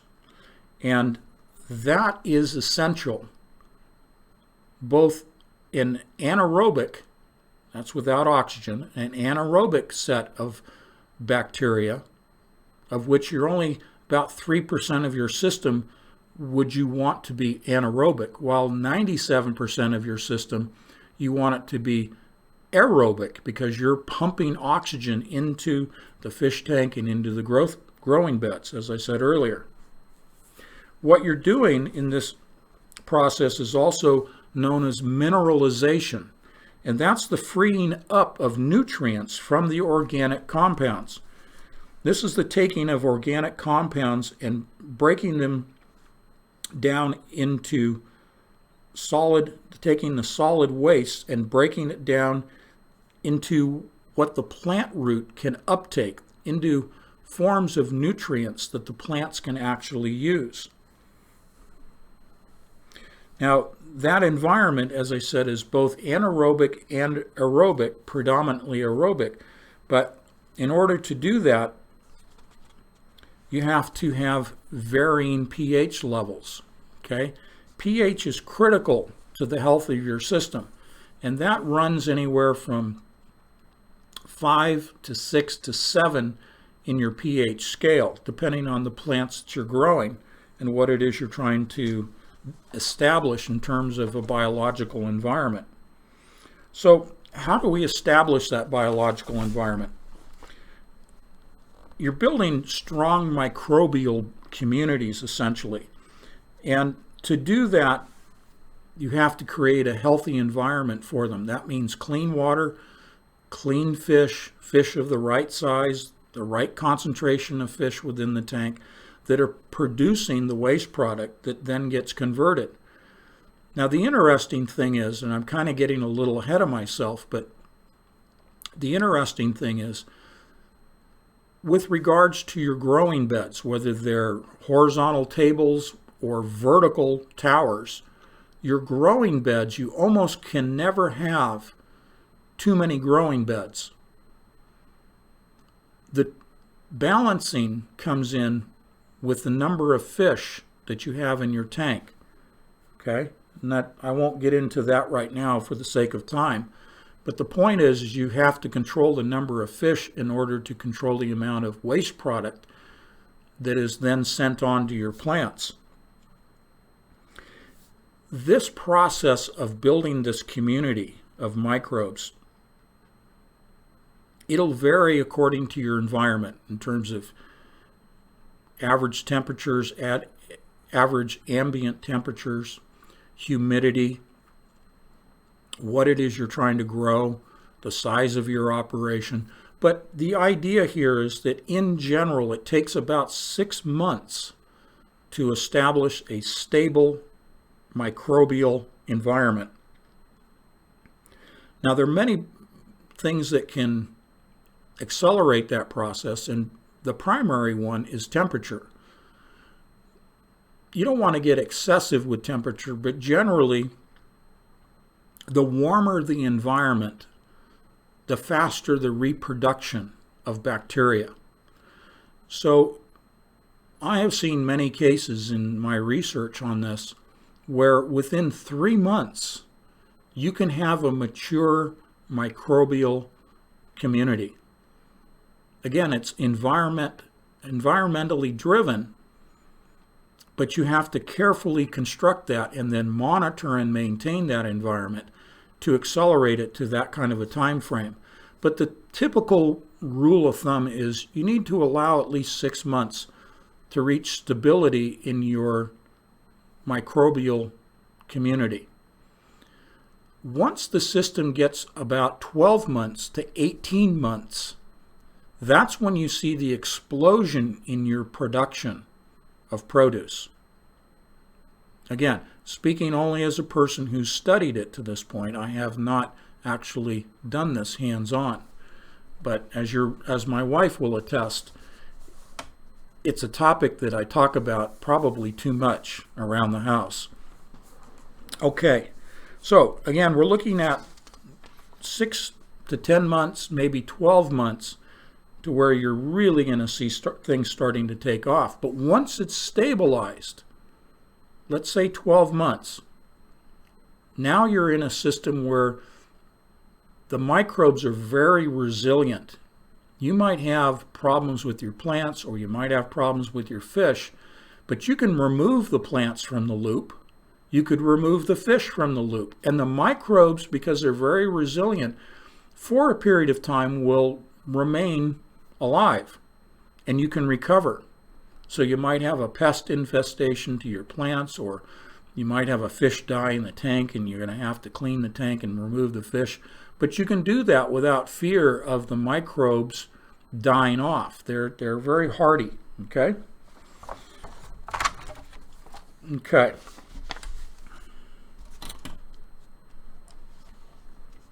I think I've covered a lot of my notes here.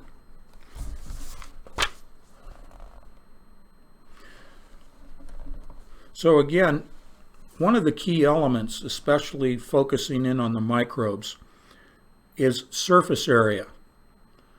And that's why I was talking about the grow towers and that filter medium that is in the core of those towers, providing a larger surface area than the horizontal growing beds. And because of that, with the towers, that's the direction I'm going, you can establish a stable microbial community quicker and with more resiliency than you can with the horizontal beds. And from a production standpoint, you're using much more efficiently the square footage that you have to use, because even in a greenhouse, as you can see in the picture, there's a lot of space going vertically in there that isn't being used but could be used in a vertical tower situation. But again, horizontal grow beds many times are used in a commercial situation because of the types of plants and the quantity of plants that they're trying to grow. But they tend to be, in the horizontal, much more labor intensive than the vertical growing towers, okay? From a planting, from a maintenance, and from a harvesting standpoint, and then a replanting again, okay? But generally, your growing beds, however they're configured, you can't overdo it. Okay, whereas with fish, you can crowd the fish too much and you end up with a problem. Okay, so that's where I think I want to stop here. I want to leave some time for questions. I'm going to come back on camera here. So any questions you might have, I'm happy to try to answer them. They can be on any topic. Doesn't have to be the topics we've discussed this evening. So I haven't even looked at the chat room to see what's going on. Looks like my wife has probably left the chat room. I'm sure she's been pulled away by something. Otherwise, if you have a question, go ahead and put it up there in chat right now. Okay.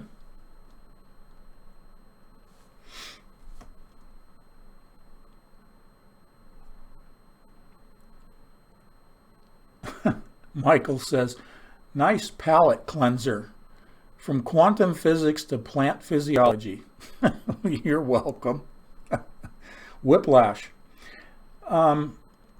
Andy's asking, how expensive is the hydroponics? Well, the hydroponics is without fish. I think you mean the aquaponics. It depends on how big you want to scale this to. Again, you could start out with just a small quantity of fish in a small grow bed, and you could try it out, and that's what I'm going to do. I'm going to start with about a dozen fish. Again, I'm going to start with trout, freshwater trout, because they're native to the area that I'm in. And that's a point, you always check with your local, regulatory agencies as to, what kind of plants and what kind of fish, but especially the fish, because you can get in a lot of trouble if you bring an invasive species of either into your environment. But generally speaking, I'm going to start with about 12 fish, a few grow towers, probably a dozen grow towers, and then I'll start my balancing act between fish and plants, and go from there. Depends on the cost of materials in your area, cost of the fish. Fish you can have shipped as fingerlings, little babies, fingerlings.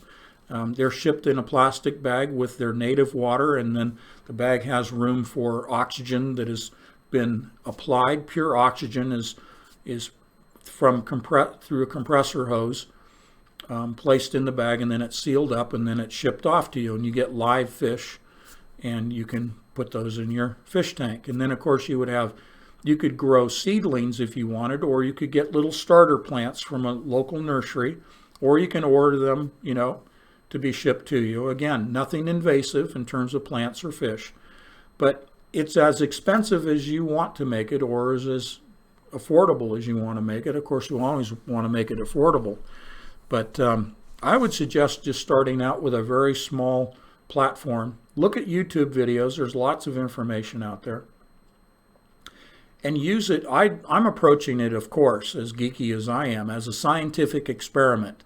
So very small, very controllable, something I can monitor pH, water quality, temperature, and be able to regulate that, and my grow lights, and I can start my balancing act, because this is all about balancing. Water quality, pH, the amount of ammonia in has to be monitored. None of it's complex, and there are plenty of instruments out there that you can buy relatively inexpensively to monitor your dissolved solids, your electrolytes, your electrical conductivity, pH levels, ammonia levels, all of those things relatively inexpensively. You can purchase those measuring devices. Okay. And yeah, of course you need a grow light. Yes, Andy, it is a giggle.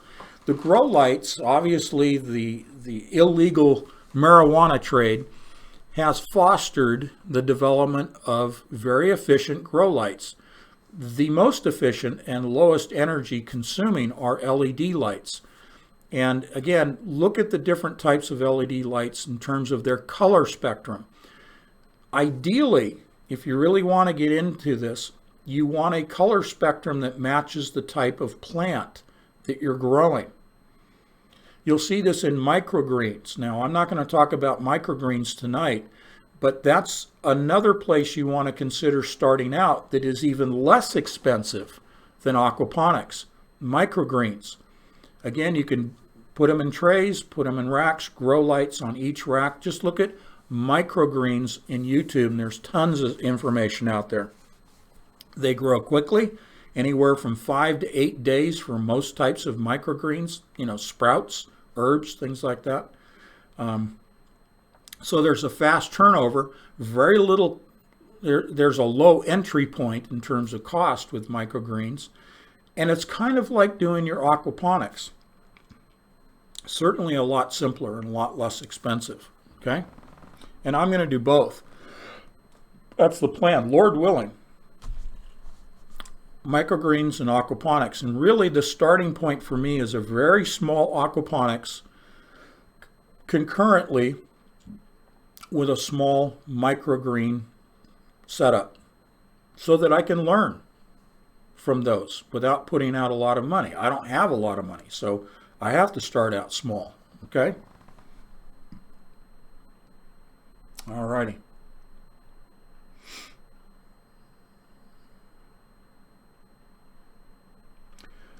Not sure the fish will like the sunlight. Absolutely correct. Now again, this was just a very quick in 40 minutes introductory level. Perfect point to bring up. Fish like to be in the dark. So you have a cover, and the example I showed you was in a commercial setup, and they had the open blue water tank with the netting over the top to keep the fish from leaping out. That's not ideal. Okay? Fish like to be in the darkness, and fish are very fragile, not only in the water quality, but in their nervous system, if you will. They're easy to stress out. So to reduce their stress level, you put them in the dark. So you should have a covered tank. Now that's not cutting off oxygen, because you're putting air bubblers into that environment to pump oxygen bubbles into that tank. So yes, absolutely, you want them in a covered tank, one, to protect them so they don't jump out, two, to keep predators and insects and other stuff from getting in there and contaminating the water, but also to provide a dark, safe environment to keep them in a low stress state of mind, if you will. Okay? Excellent point. Okay.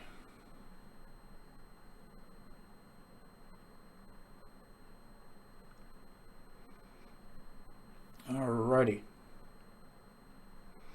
Yeah, Debbie, I kind of understood that from the little bit of fishing I did, that you typically would throw your lures or your baited hook into the dark pools, in the log areas and things like that in the streams. But yeah, it wasn't until I really started studying aquaponics that I really understood, the fish prefer a darker environment. So yeah, I'm right there with you, I didn't know it either. Do the fish eat their own feces? Debbie is asking. No, they don't. What promotes their health, as I said, was the microbes that are carried in the water in the return flow to the tank that they take in through their gills, and those microbes migrate into the gut, into the stomach of the fish, and that promotes their ability to digest, and that, of course, increases their ability to take in the nutrients, so it makes them much healthier. But no, that's what kills the fish, is the ammonia that they produce. And so that has to be filtered out somehow. If you have a home-based aquarium, you have a filter to take care of that, and at times you're changing out your water, not entirely, but a good third of your water with an aquarium. But all of that is handled through this closed-loop pumping system. Okay? Okay. If there's no electricity, you have the wife or a maid pump some device to handle it. If the electricity goes out, George is trying to be funny, and you usually are very funny, George. Yes, I could see my wife on the bicycle spinning the generator. No, I don't think so. So this is why we're using solar panels, which of course are attached to a battery bank to store that electricity.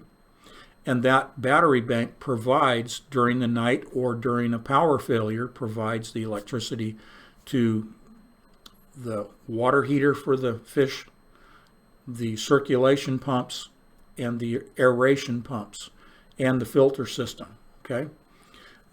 My idea is to put up enough solar panels so that this is an entirely off-grid setup. So obviously I'm going to have to start very small and add as I can afford, because not only am I growing for Kathleen and myself, but I intend to sell the produce and sell the fish. So as I'm able to develop a market, and that's another discussion if you guys want it, my research into marketing, because if you're going to grow this, on a semi-commercial basis, you need to develop your customer base. So I would be able to scale up my production and scale up the number of panels and the number of batteries according to what I'm able to bring in as revenue. Okay? Now, I should say this isn't going to take away from what I'm doing for you guys here on Patreon. If anything, this is going to add to the research and reporting that Kathleen and I do.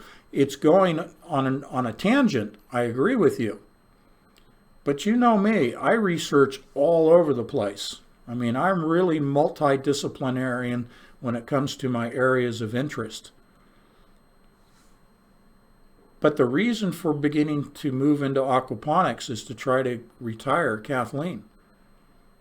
We both see this as our way for her to be able to retire and for us to generate an income. But that's not going to take away from the research that we do for you. I think it's going to augment, I think it is going to bolster the research that we're doing. Okay? It's not going to be that we're heading off purely in an aquaponics direction. Not at all. It's just adding to the conversations that we have. Now, I won't bore you with it if it's not something of interest as we continue on in our scaling up of this. If it's of no interest, I'll stick to the things that you want us to research and report on. But rest assured, there's a broad spectrum of interest and therefore a broad spectrum of research and reporting that Kathleen and I fully intend to continue doing for you, for all of you. Okay? Hillsong says, I'm very interested. Good. Good.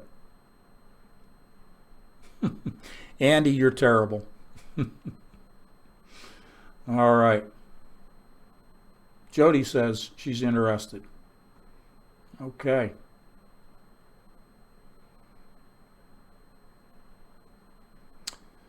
Susan says we have significantly decreased sunny days. Hope solar works under gray skies. Yeah, that's a very good point. Solar with gray skies. Yes, and that's why the number of panels is critical. So the area that we live in, it has a solar rating, and you can find this online. They have a map of the United States here in the U.S., and I'm sure other countries do, where they have the number of hours in a day on average, the number of solar hours that you have available for photovoltaic solar cells, okay? Here in our area, we have 6.5 hours on average per year. Now, that doesn't account for winter and all that, but it does account in terms of it's an average 6.5 hours a day of exposure for those solar panels. Now, during the winter, you would want to have built into your system more panels to compensate for the shorter hours, the fewer hours of sunlight, and also for your weather patterns, which of course are a complete mess right now. So the idea is you build in more capacity to compensate, and along with the panels are more batteries, larger inverter system, and all of those kinds of things. So we can do a whole another discussion on what I've learned so far. And again, I'm not an expert, but what I've learned so far about solar cells for electrical production. There are solar cells for heating water, of course. But if it's of interest, I'd be happy to share what I know so far. And then your redundancy system, you have the grid that you can always bring in if you need to, which of course you have to pay for that, those kilowatt hours. And the redundant to that is a generator backup system. So you want to keep your plants, your fish, and your microbes alive, so you need some redundancy in your energy sources. Again, scaling from very small and selling as you go and reinvesting, return on investment, keep reinvesting until you can reach a point that meets your goals, meets your needs, and meets your goals. I hope to reach a point of production where I can be giving away food to the local food banks. I mean, really, I'm not trying to sound altruistic, but the idea is if God is going to bless us with this opportunity to go this direction, then we want to give back in this process, okay? And you guys know me, I can't shut up. I love to talk about the things that I find interesting. And so I want to bring in my neighbors, I want to bring in the community, and when I become comfortable with this, and I've built out my systems, and I know that they work, and I know they're producing, be able to bring people in and teach classes, share it with people so they'll go back to their own homes and build their own systems. So I think I'm following the precepts laid down ahead of time, not only by Jesus Christ, in feeding the multitudes, teach a man to fish. Okay? Not only am I following Christ's teachings, but also, and I think this is where Buckminster Fuller got his inspiration, was from Jesus Christ. I'm following the pattern of Buckminster Fuller of do more with less. Change the paradigm of scarcity to plenty.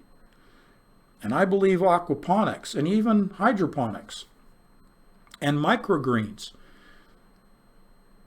can follow the natural processes that God created in creating abundance, eliminating scarcity, and sharing that abundance with other people freely. Yeah, there will be some commerce involved so that I can build out the system. But I believe from what I've learned so far, and this is 30-year proven technology, I believe that it will produce plenty of abundance that I can give away for free. And I want to do that. I want to help the community. So that's where we're at. Again, I want to be mindful of your time. We're over 2 hours, so I want to say, again, I apologize that tomorrow Kathleen and I are going to be taken away from our ability to do a live stream, but Sunday she will be with me, and love to get your, let's say, your areas of interest that you would like us to cover on Sunday. I've kind of taken us away from the whole Middle East mess and the impeachment and the articles that went sent to the Senate from the House today. Nancy Pelosi, she must have been on her little bicycle like the witch in the Wizard of Oz before she was the witch, you know, the little bicycle. She must have put it in her little basket and ridden her bicycle over to the Senate and delivered the articles of impeachment. She did that today. Ridiculous. But anyway, whatever you guys want to talk about, send it to me by email at anthonypatchauthor@gmail.com or through the contact tab at anthonypatch.com. And I want to thank you all for your fellowship and friendship. I always look forward to these. So with that, I want to say God bless you all and good night.